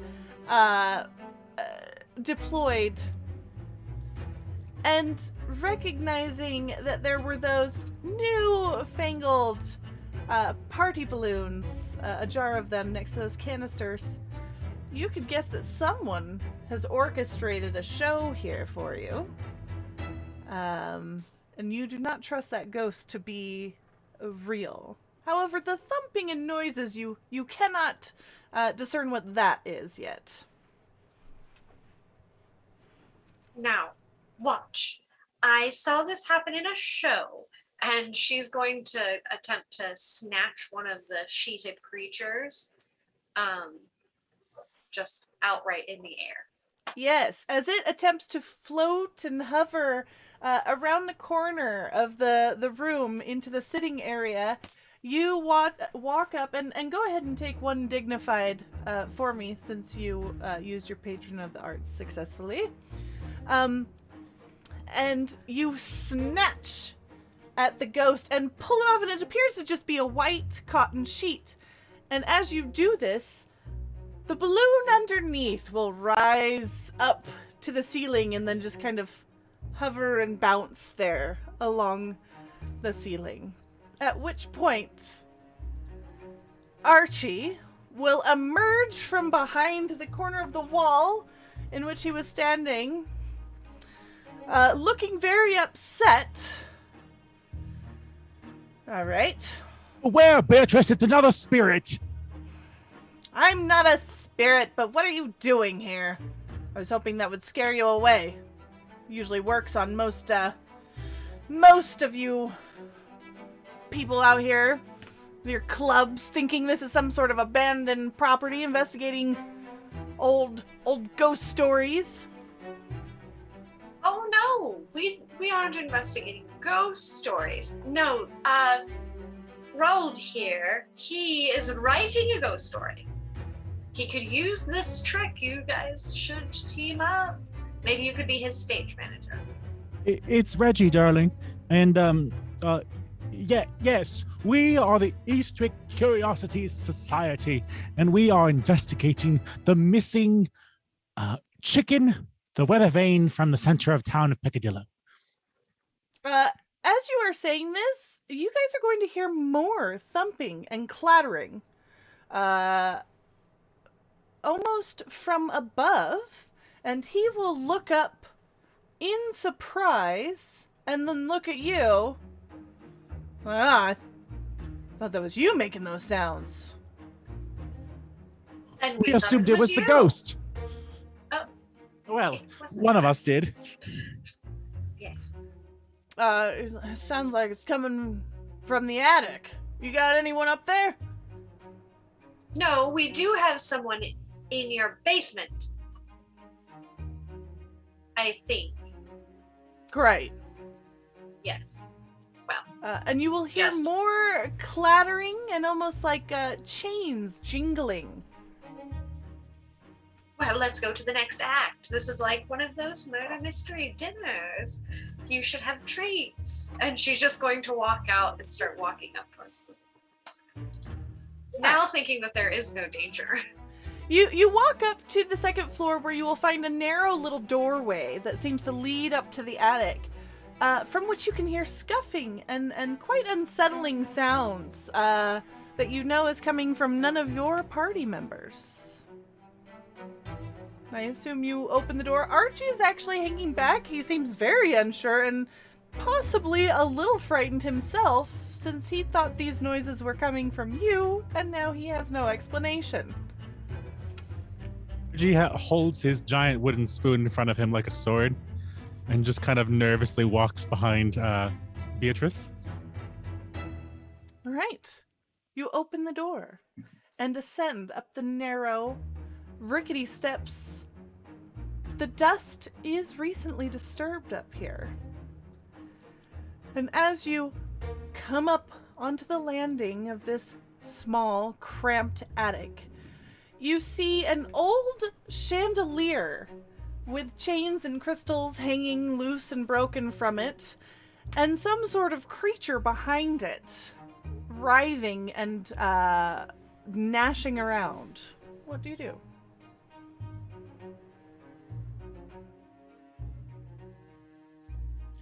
What do you think it is, Beatrice?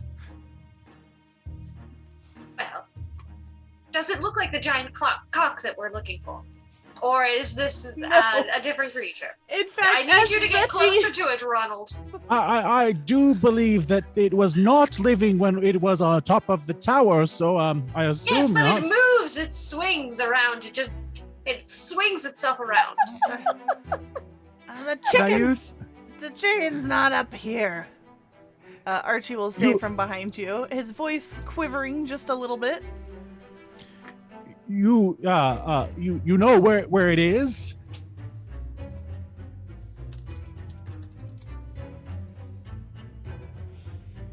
Yeah, We're devolving it. it's down into the, it's down in the catacombs. I dragged it down there, but what is that? And I'm gonna use. I'm gonna very creature- quickly attempt go to ahead. use a CQ. Go Yes. for it. Explain it if you want to. The creature is going to stand up, kind of growing in size, the chandelier shaking as it raises up, dust flying up into the air, lit by the open window at the far end of the attic. And what is your scene cue? My scene cue is arts and crafts, which might seem a bit rough, but Go ahead. with some Let's hear it. paste, scrap of fabric, and a dab of paint, you can whip up just about anything. He's going to attempt to very quickly build a trap for this monster from the random garbage that is in this attic. So you have theater kid MacGyver. Yeah. And Yep. okay, so you're going to Amazing. look around here. Amazing. There is some rope. There's all manner of things. Whatever you wish is up here in this old dusty attic. Go wild. I'm going to say that I'm going to grab a bundle of rope. There, for some reason, is an old wedding gown up here, and there is a box of I'm trying to think of like there's a box of very rudimentary movie reels. Perhaps he's got interested in some of the new fandangled technology, and quickly he works his magic and hurls this strange device at the monster, which will attempt to constrain it in the wedding gown and wind it up with the tapes and the rope. I accept the success of this scene cue. The dress floats over almost and lands perfectly atop this creature that appears to be standing up and settles down over it, constricting it almost like a straitjacket. At which point you hear a sort of yelp, and it topples over with a crash, and dust goes exploding, blooming into the air. Oh, Beatrice, I am flabbergasted that worked. Very good. Shall we see who it is? Well, yes, remove the mask.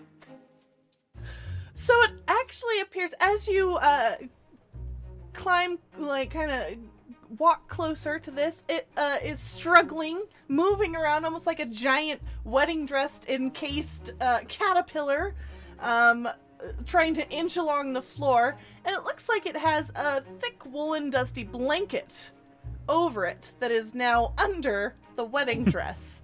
And you will hear like sort of muffled grunting, and like a pair of feet sticking out from beneath the wedding dress cocoon. Reggie will just prod it with his wooden spoon. It will stop moving and just, hello? Can someone help me out of this? Are you a beast? Are you a demon? Are you a ghost? I'm not anything. I'm just a person. Listen, it's getting kind of tough to breathe in here. It's quite a thick blanket. Do you think you could help me out? Beatrice will only pull it down so that the neck and like face, like this much, are showing. Yes. You pull apart. You managed to wrench up some of the dress and blanket, wrestling with it a little bit, exposing the mouth and neck. It is a beautifully red stained lip, and kind of a tan olive skin with dark hair kind of poking out from underneath.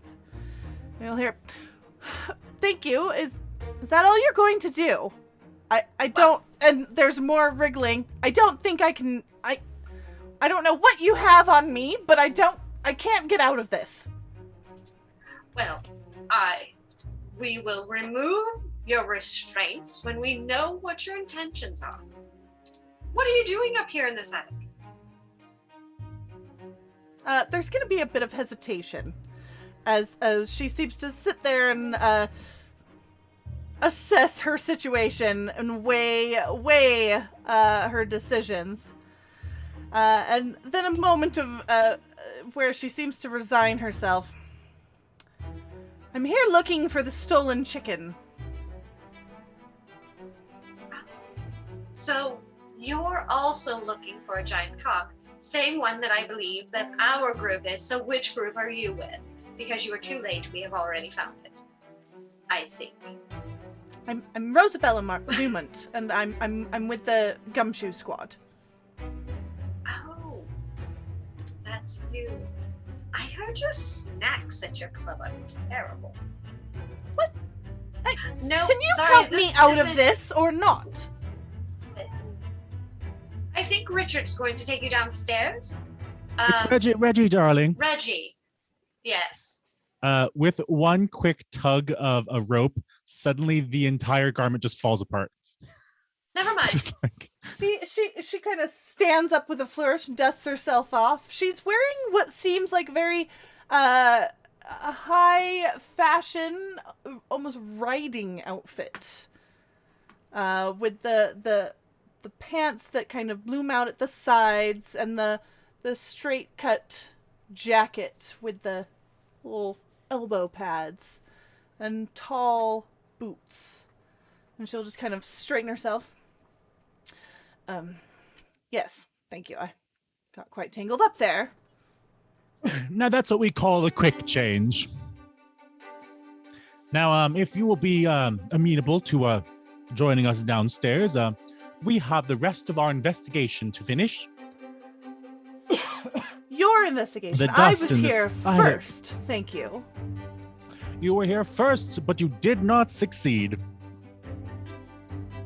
Now come along. And she will follow you down from the attic. And we will cut back to Chuck and Harriet, where you are able to find off into a side chamber in this catacomb amongst some fairly old remains tucked away into their resting places on the side. In the center of this little antechamber is a large copper chicken weather vane. Well, now this has been a hoot and a holler, Mr. Darby, but we have discovered our missing cock. There will be people everywhere thrilled to know that we have once again found that which was missing. Oh, I'm so glad we were the ones that found it, and we can take most of the credit and make sure we slip in about the microwave and how it's so close to being done, and it'll revolutionize home cooking. This is just the best.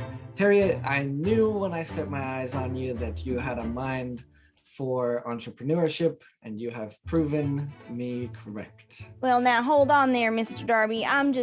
I don't know about entrepreneuring. I'm more of that exploring type, and I will remind you that this is just a one step of many on my way to Australia. Exploring.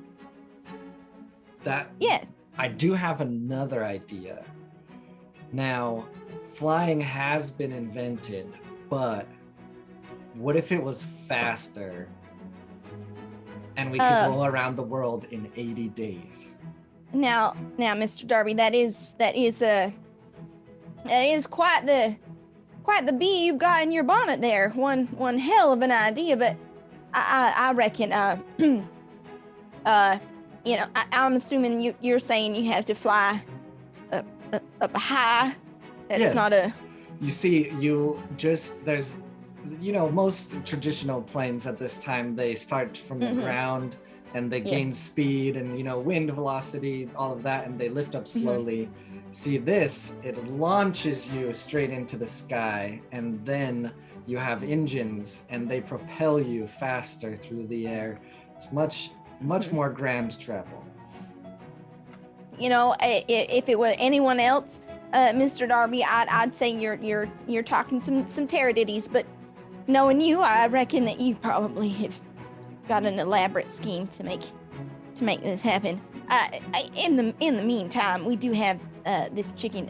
We might want to secure this to make sure that no one else can no namby-pamby can kind of come in here and take our winnings, as it were. Mm-hmm. Well, how heavy is it?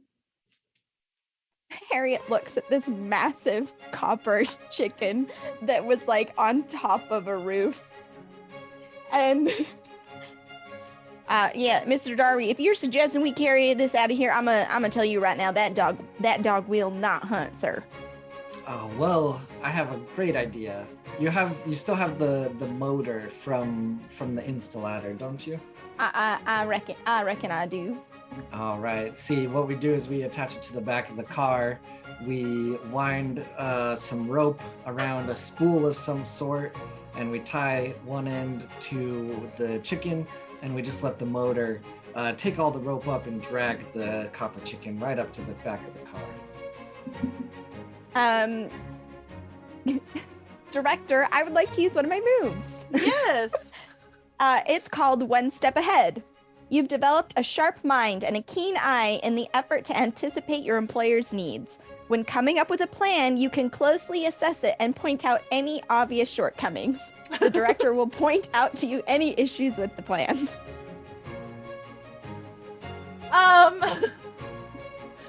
The issues with the plan is this is quite a large copper chicken, and these are quite small hallways. There's not a whole lot of freedom of movement for any sort of rocketing it down anywhere. Perhaps some ball bearings and some rope would be better suited to your needs. As we came in, you said that this was attached to another estate. Mm-hmm.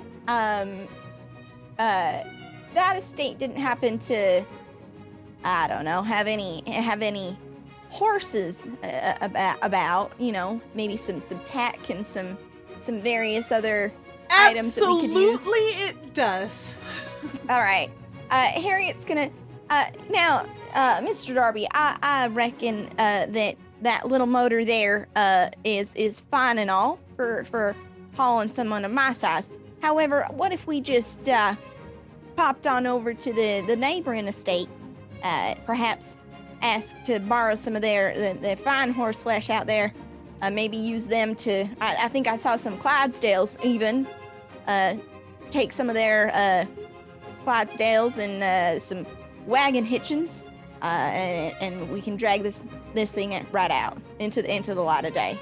Oh well, it's a lot more analog than I am used to, but if you insist. I think I do, Mr. Darby. You told me as part of my wages I was allowed 3 insistences a month, and I am willing to burn this on this particular occasion. Well, if you must, it'll probably save my motor for another day. So excellent. And Harriet's gonna say, well, if you don't mind, Mr. Darby, you just staying here with the chicken here in the dark, in the scary tunnels full of mysterious creatures. You wouldn't mind just keeping. How about I just head back to the car? Oh, wait, no, I reckon we need someone to stay here, and I'll go get some help. I'll just scurry off real quick. You'll be fine. You'll be all right. You got your fancy contraption here, right? Hey, you can take my brother's hat. Just hold on to that. Nothing bad's ever happened when somebody's had this lucky hat. I don't need the hat. I have something else. And he'll pull out a gun. Will this do? I think that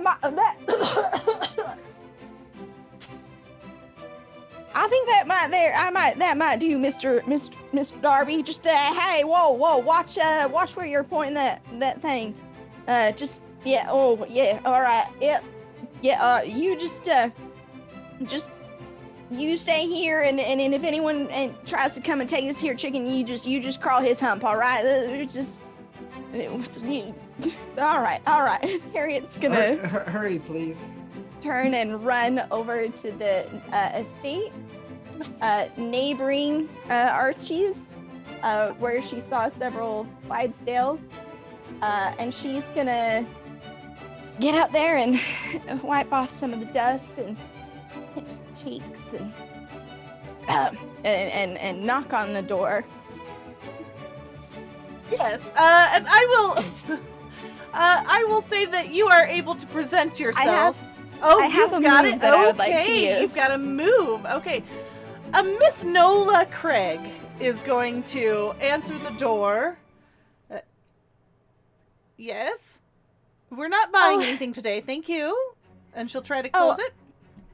Hello, miss. I'm in desperate need of some assistance.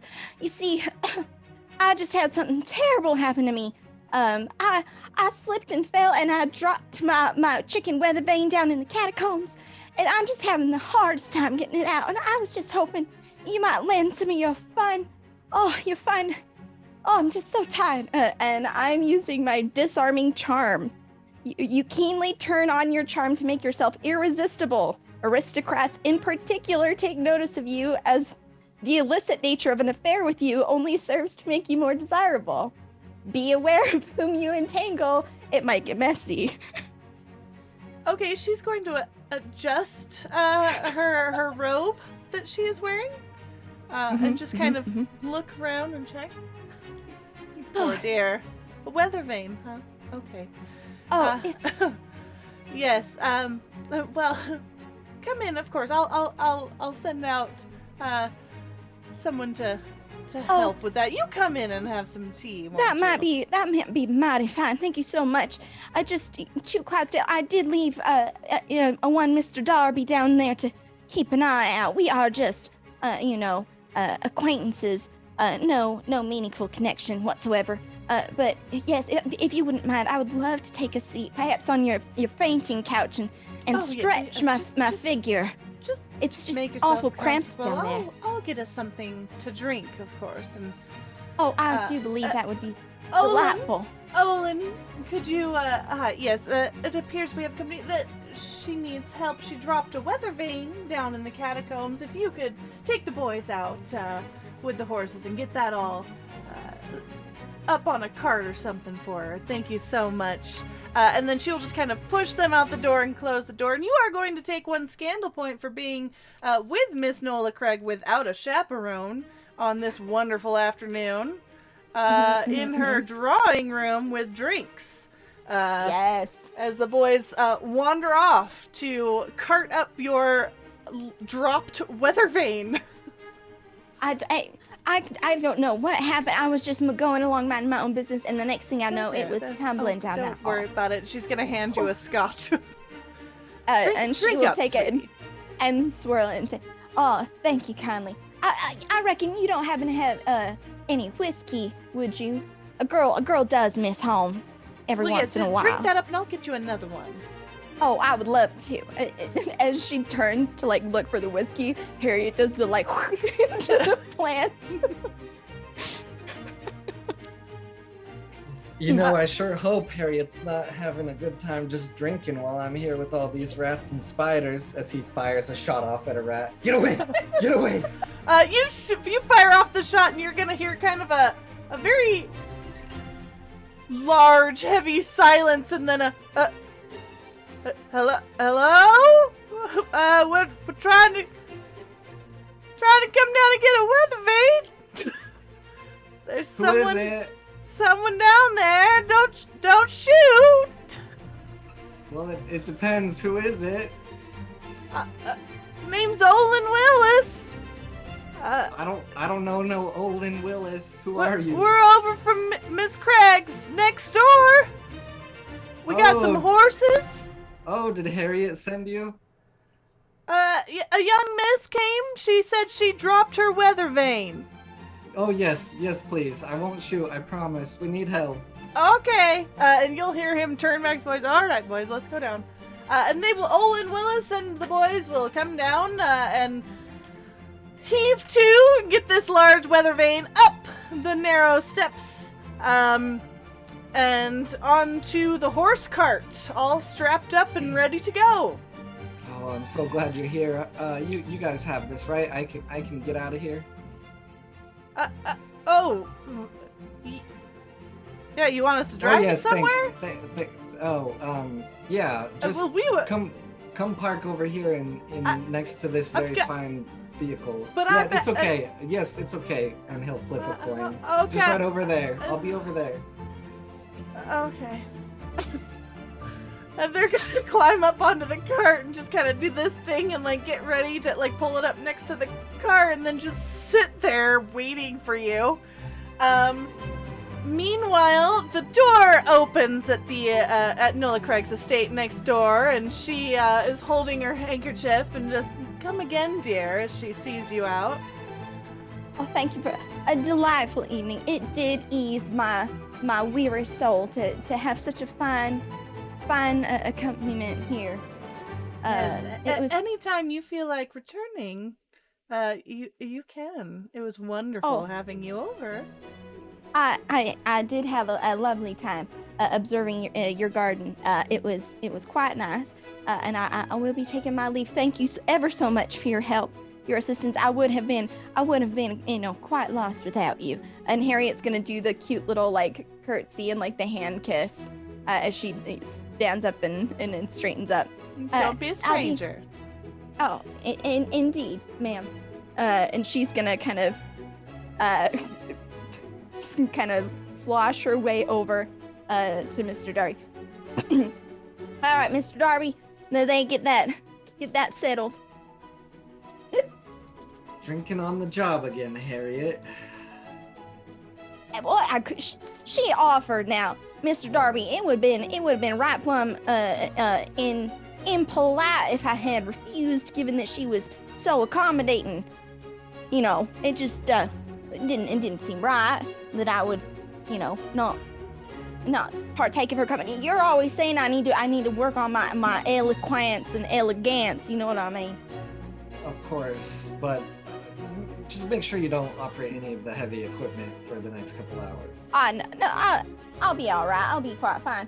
And Harriet's gonna kind of take a look around and whatever happened to Dame Beatrice and Reggie? We I have lose no sight of idea. them.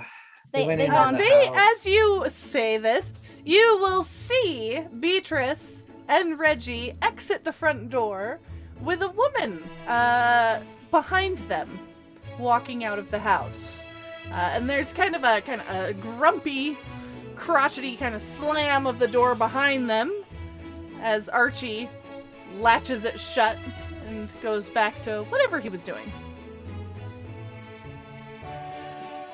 So as we are walking out, Beatrice is going to slow down just a bit and grab a hold of the hand of the young lady as if she's like just very friendly with her. Tell me your name again, my dear. Rosabella Newmont. Yes, Isabella. So, here's the thing. And I'm going to burn my last scene cue. Okay. I'm going to utilize Don't You Know Who I Am. So, as we are walking, and I'm going to say it quietly and under my breath so that probably nobody else hears it. Yes, Isabella. Nice to meet you. My name is Dame Beatrice Cunningham of the Gilby's Gin Empire. Now, this was lucky for us that we didn't hurt you in this instance. As you can see, and she's going to kind of point towards Harriet and Chuck, we are a well-rounded society here in our group. So, and we are financially backed by a well-established community. What I would appreciate would be for you and your gumshoes, as you prefer to be called, to stop. Thank you. And she's going to drop her hand and walk away. Okay, I will let that be a success. And she's just gonna kind of stand stunned as you walk away. She will be finding her own way home back to the city. And you guys can climb into the car where Leslie is waiting, next to the cart where Olin is waiting awkwardly, with the weather vane, and head back to the city if you would like. Absolutely. Harriet will kind of look and say, we found that there weather vane, quick as a whistle. You didn't happen to find out who took it, though? Oh yeah, that was the old man, as assumed. He hates it. He's probably gonna do it again. But what we figured out is that this other little group, not the tea one, the other one, the gumshoes. Yeah. They were trying to get to it first, but I had a little chat with the head of their group, and we're fine. By the way, Chrissy, you are going to take a 1 on Scandal for that, as rumors spread of your intense and slightly terrifying nature. Yeah, I assumed that. So, we can return the giant cock to its rightful throne, or we could choose to replace it with something much more beautiful. Which, Well- to be fair, I don't disagree with that idea either. It might, now that we have secured this, installation. I mean, Mr. Darby, aren't you saying that any publicity is best publicity? Perhaps we could use this as an opportunity for one of your big ideas. Well, I would just love for the opportunity to speak to the press about how we found this, and maybe slip in a couple details about who we are as people and what we do on the side. It's the least they could do for us finding this. I don't know too much about replacing it with something else, but I mean, if it were, say, damaged, maybe they'd have to erect a new piece. And Reggie, would you happen to have any ideas of? I mean, I haven't been here very long, but a giant chicken doesn't really seem to represent Peccadillo's diverse and cultivating culture, really. Perhaps someone of a more artistic eye could develop something a little bit nicer for up there. I don't know. Let's see. The Peccadillo arts and culture scene is vibrant and thriving. Perhaps something strong and bold. An eagle spread out wide. I'm not sure. Some kind of magnificent bird. So Or what you're saying? A cat? Oh, There you does know. seem to be a rat problem here in Peccadillo. so I'm not entirely sure if a rat is appropriate. No, a cat. No, I think they're thinking of pussycat. A pussy cat. I think a pussy would be an excellent idea to put on top of town hall. Yeah. So do we not want the chicken then? Oh, we need it. We need it to show that we got it back, but it's horribly bent, is it not? I think with I a don't- buff and a polish, we just clean the head and we realign it. And I think the cock can go there for now. And I think we should petition the city council to replace it with a beautiful new pussy. You know what, Mr. Darby, it is a little bent, but I think I can assist. And she'll kind of tap Leslie to like slow down and kind of wave at the cart to halt. So I was just reckoning I saw something odd there. I just want to make sure that we didn't bring back any huntavirus with this here statue. Now, you keep talking about that as if I should know what that is. Can you explain? Please. It's just y'all ain't never heard of huntavirus. I'm not familiar, no. Well, it's a horrible disease. It's just absolutely devastating to communities. Are we at risk for this virus? Oh well, yes, I would say that any and all persons are at risk. Then we better make sure it's not a part of that. It truly, it's totally not something I made up here right on the spot. She jumps down out of the car. She's gonna go back and look like she is examining the statue, and I would like to use my remaining move, Devil in the Details. You've mastered the art of subtle sabotage. Tweak and modify things in a way to cause some misfortune or embarrassment down the line without drawing any attention to yourself. I would like to try and rig this so as we come into town, the straps holding this up will give way and the statue will topple off to the side and become damaged and bent in a way that is more conducive to resculpting it into the shape of a cat. So just forever permanently bent off to the left, you guys will be able to petition for a cat to be erected instead. Now we're going to need to speak to the press, and I know someone I think might be able to help us enlighten the people about the renown of the Eastwick Curiosity Society and our daring escapades. Yeah, I'll do it. It's okay.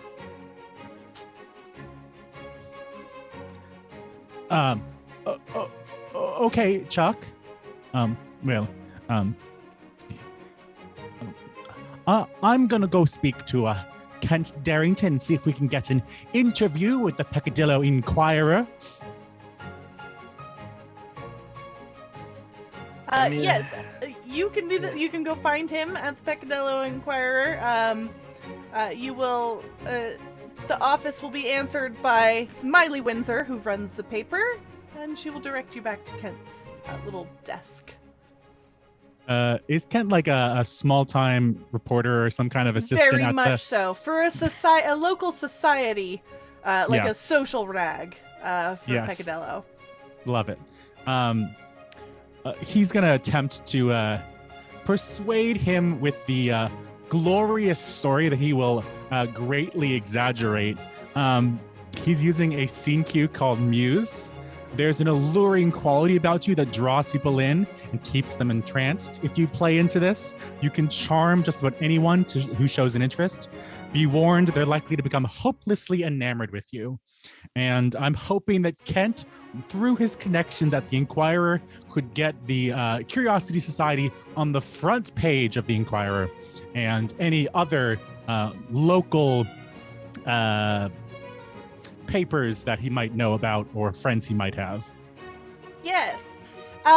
Through your beautiful retelling of the events that transpired today, Kent's little bit of a crush and appreciation for your art form will deepen, and he will be entranced with your story and your dramatic retelling. And go ahead and take a dignified for this as you show off your skill in the dramatic arts. And he will write up such a wonderful story that it'll actually get picked up by the Peccadillo Daily Herald.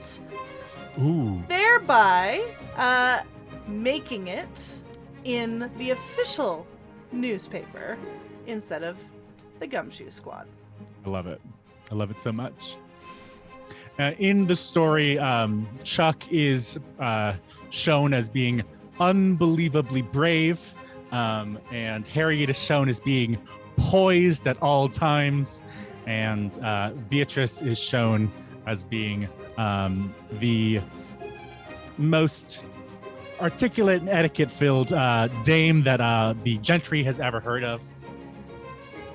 And he attempts, probably not well, to paint himself as very humble and always prepared, but it's not very good. He's not very good at that.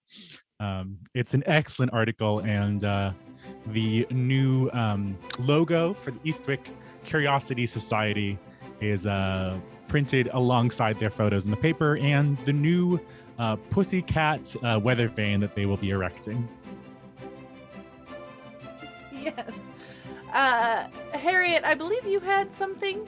Yeah, I think Harriet's going to kind of flashback to Mr. Darby's home, where she's kind of sitting in the estate by herself as Mr. Darby was out meeting with investors in a very important meeting. She'll be kind of sitting in the parlor reading this paper as it talks about her poise and go, now if this ain't the most flannel-mouthed, smooth-talking bullshit I've ever read. And she'll, as she hears Mr. Darby, coming in, she'll, go, oh, well, shit. And then she's gonna, get up and, roll up the paper and tuck herself into an armoire that's, in the, front room, just, climb up very carefully and, pull them shut, and wait as Mr. Darby returns home from his investment meeting and just kind of mutter to herself, I still can't figure out why this is so important to him, but yeah, it's fine. Got one more step to Australia. Chuck, what do you do as you step into the room? Yeah, Chuck's been off talking to investors. He'll use any chance from the notoriety to talk about the microwave, and he's just trying to keep Harriet around and convince Harriet that they need to do the trip around the world in 80 days in the new, faster, flying, better machine. But that's really about it. I mean, he does promise that they can stop in Australia real quickly, and hopes that Harriet won't randomly slip into an alleyway and never return on the trip. Do you go to put your jacket away at all into your armoire as you start to get undressed for the evening? Well, of course, where else would I put my jacket? Okay. As you open up the door, like I'm assuming just kind of calling for Harriet to tell her how the investment meeting went, she will explode out of the armoire, just screaming like at the top of her lungs in her hands, just holding strange gadgets from your workshop as she just like yells, "Eureka!" tackles you to the ground. Yeah, I mean, Chuck just starts skittering back and just exclaims and goes to reach for the gun, but it's in the jacket, and he's like, Harriet, you're so lucky. Well, Mr. Darby, you're the one that said ideas strike at strange times, and you told me to start being really creative about how I assist with that, and I'm just doing my best, all right? And I thought if you saw this and the sudden shock of surprise might help you figure out what the hell these are even supposed to fucking be, you know what I mean? Oh, well, I mean, yes, good point, yes, the brain juices. I should mention, about the gun, well, you know what? I made some modifications, but we can talk about that later. Oh, yes, you have given me great idea for springy, jumpy boots, something like that. You jump on them and you spring out of places, maybe. Do they go real high? Gosh. Yeah, they probably do. Oh my gosh. Could you name them after Reggie? Reginald's moon Maybe boots. call them.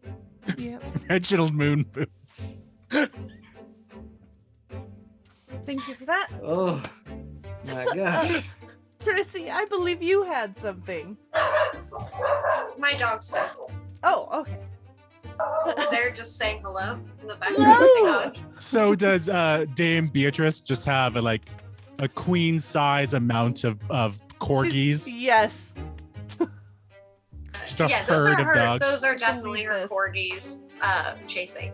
So this would probably be following everything. You guys would have a handwritten invite to a kind of an art exhibit, exhibiting the new, the release of this new weather vane on the top of this building. And it would be a big to-do. She would invite all of the other groups, of course, to show that we are the ones that figured this out and got it back first, and that we have procured a new weather vane. And she would, of course, as she's walking past the head of the gumshoes, give a wink, but also would allow Chuck the chance. She would have a microwave there, and she would be heating up any number of hors d'oeuvres and telling people about this new invention and how it's going to revolutionize and just make being a woman so much easier in the kitchen, I think. Not that I spend a ton of time there myself, but if you have to be there, might as well be there for as little time as possible. And she's just going to be like showing off all of the things that her her new friends have done. She's going to show off, like things about Australia, and have a little section for a performance or two, and it'll be like a whole kind of party. A proper soiree. In fact. Exactly. Yes. Reggie right. will, of course, take a job as a caterer, as is theater custom. And as he's serving microwaved canapes, he will discuss the new pussy on the top of the town hall with a Dame Georgia. And they will discuss its beauty. Hey, with this successful soiree and getting your name in the paper, not just the social paper, but the actual city newspaper, you guys will go ahead and gain 2 club renown, as well as you'll pick up and recruit a few members at this soiree. And if there is nothing else, I will take us out. We'll wrap things up there.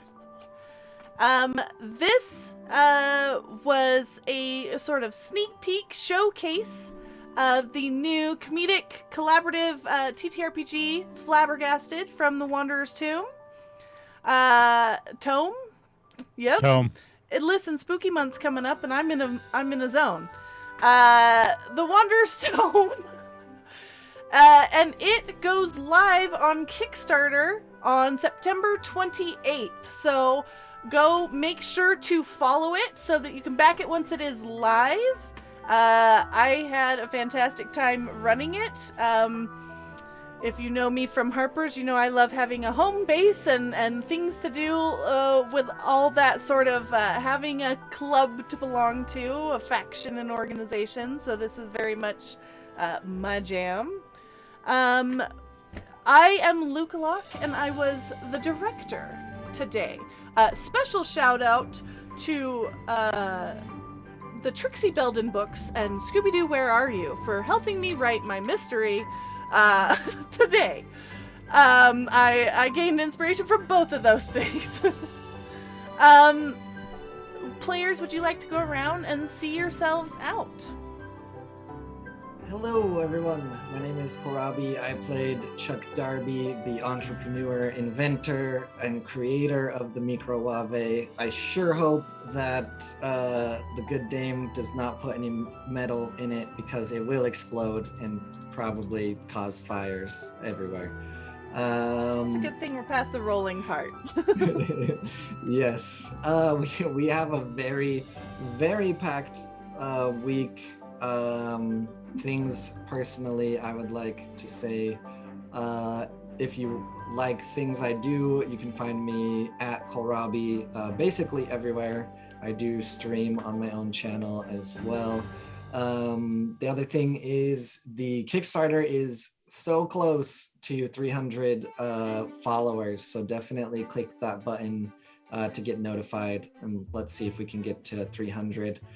We have a show tonight, which I'll let Chrissy talk more about. And we have a lot of other previews and bonus things this week you can see on the website. I personally will be back for Dark Echoes on Saturday morning playing Colin the Antiquarian. Sorry about Streamlabs yeeting you, but I will repost that for you. Protections and all that. That is on to Chrissy. Yeah. Hey guys, I am Chrissy Chris. You can find me all over everywhere as that. That's me. You will see me tonight. I am on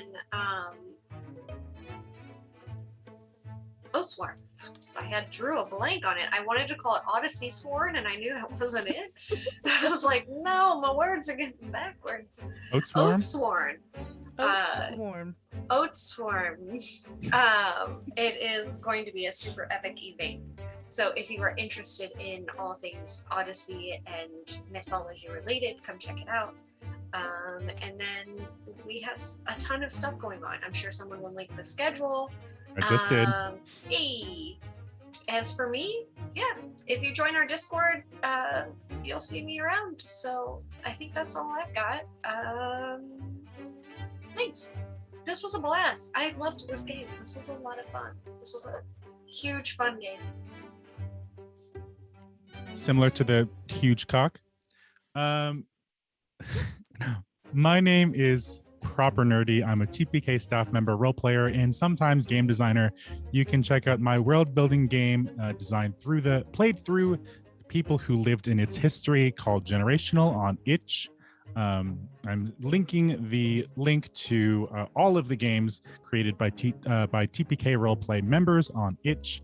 Mine is among them, and I hope that you get a chance to play it. I hope you also get a chance to play Flabbergasted, because it's coming out soon, and when it eventually ships, it'll be very, very good. There is also there's a quick start guide that we've been playing off of, but I'm sure there'll be a lot more in the book itself.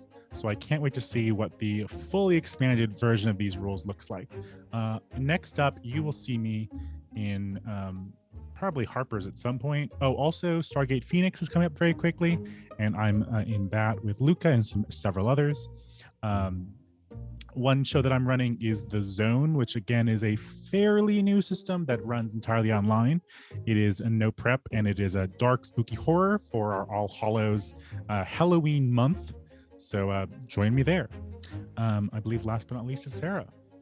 Hello, I am Sarah Franco, and I played Harriet Galeson, the Help, and it was a lot of fun. I legitimately enjoyed the heck out of this system.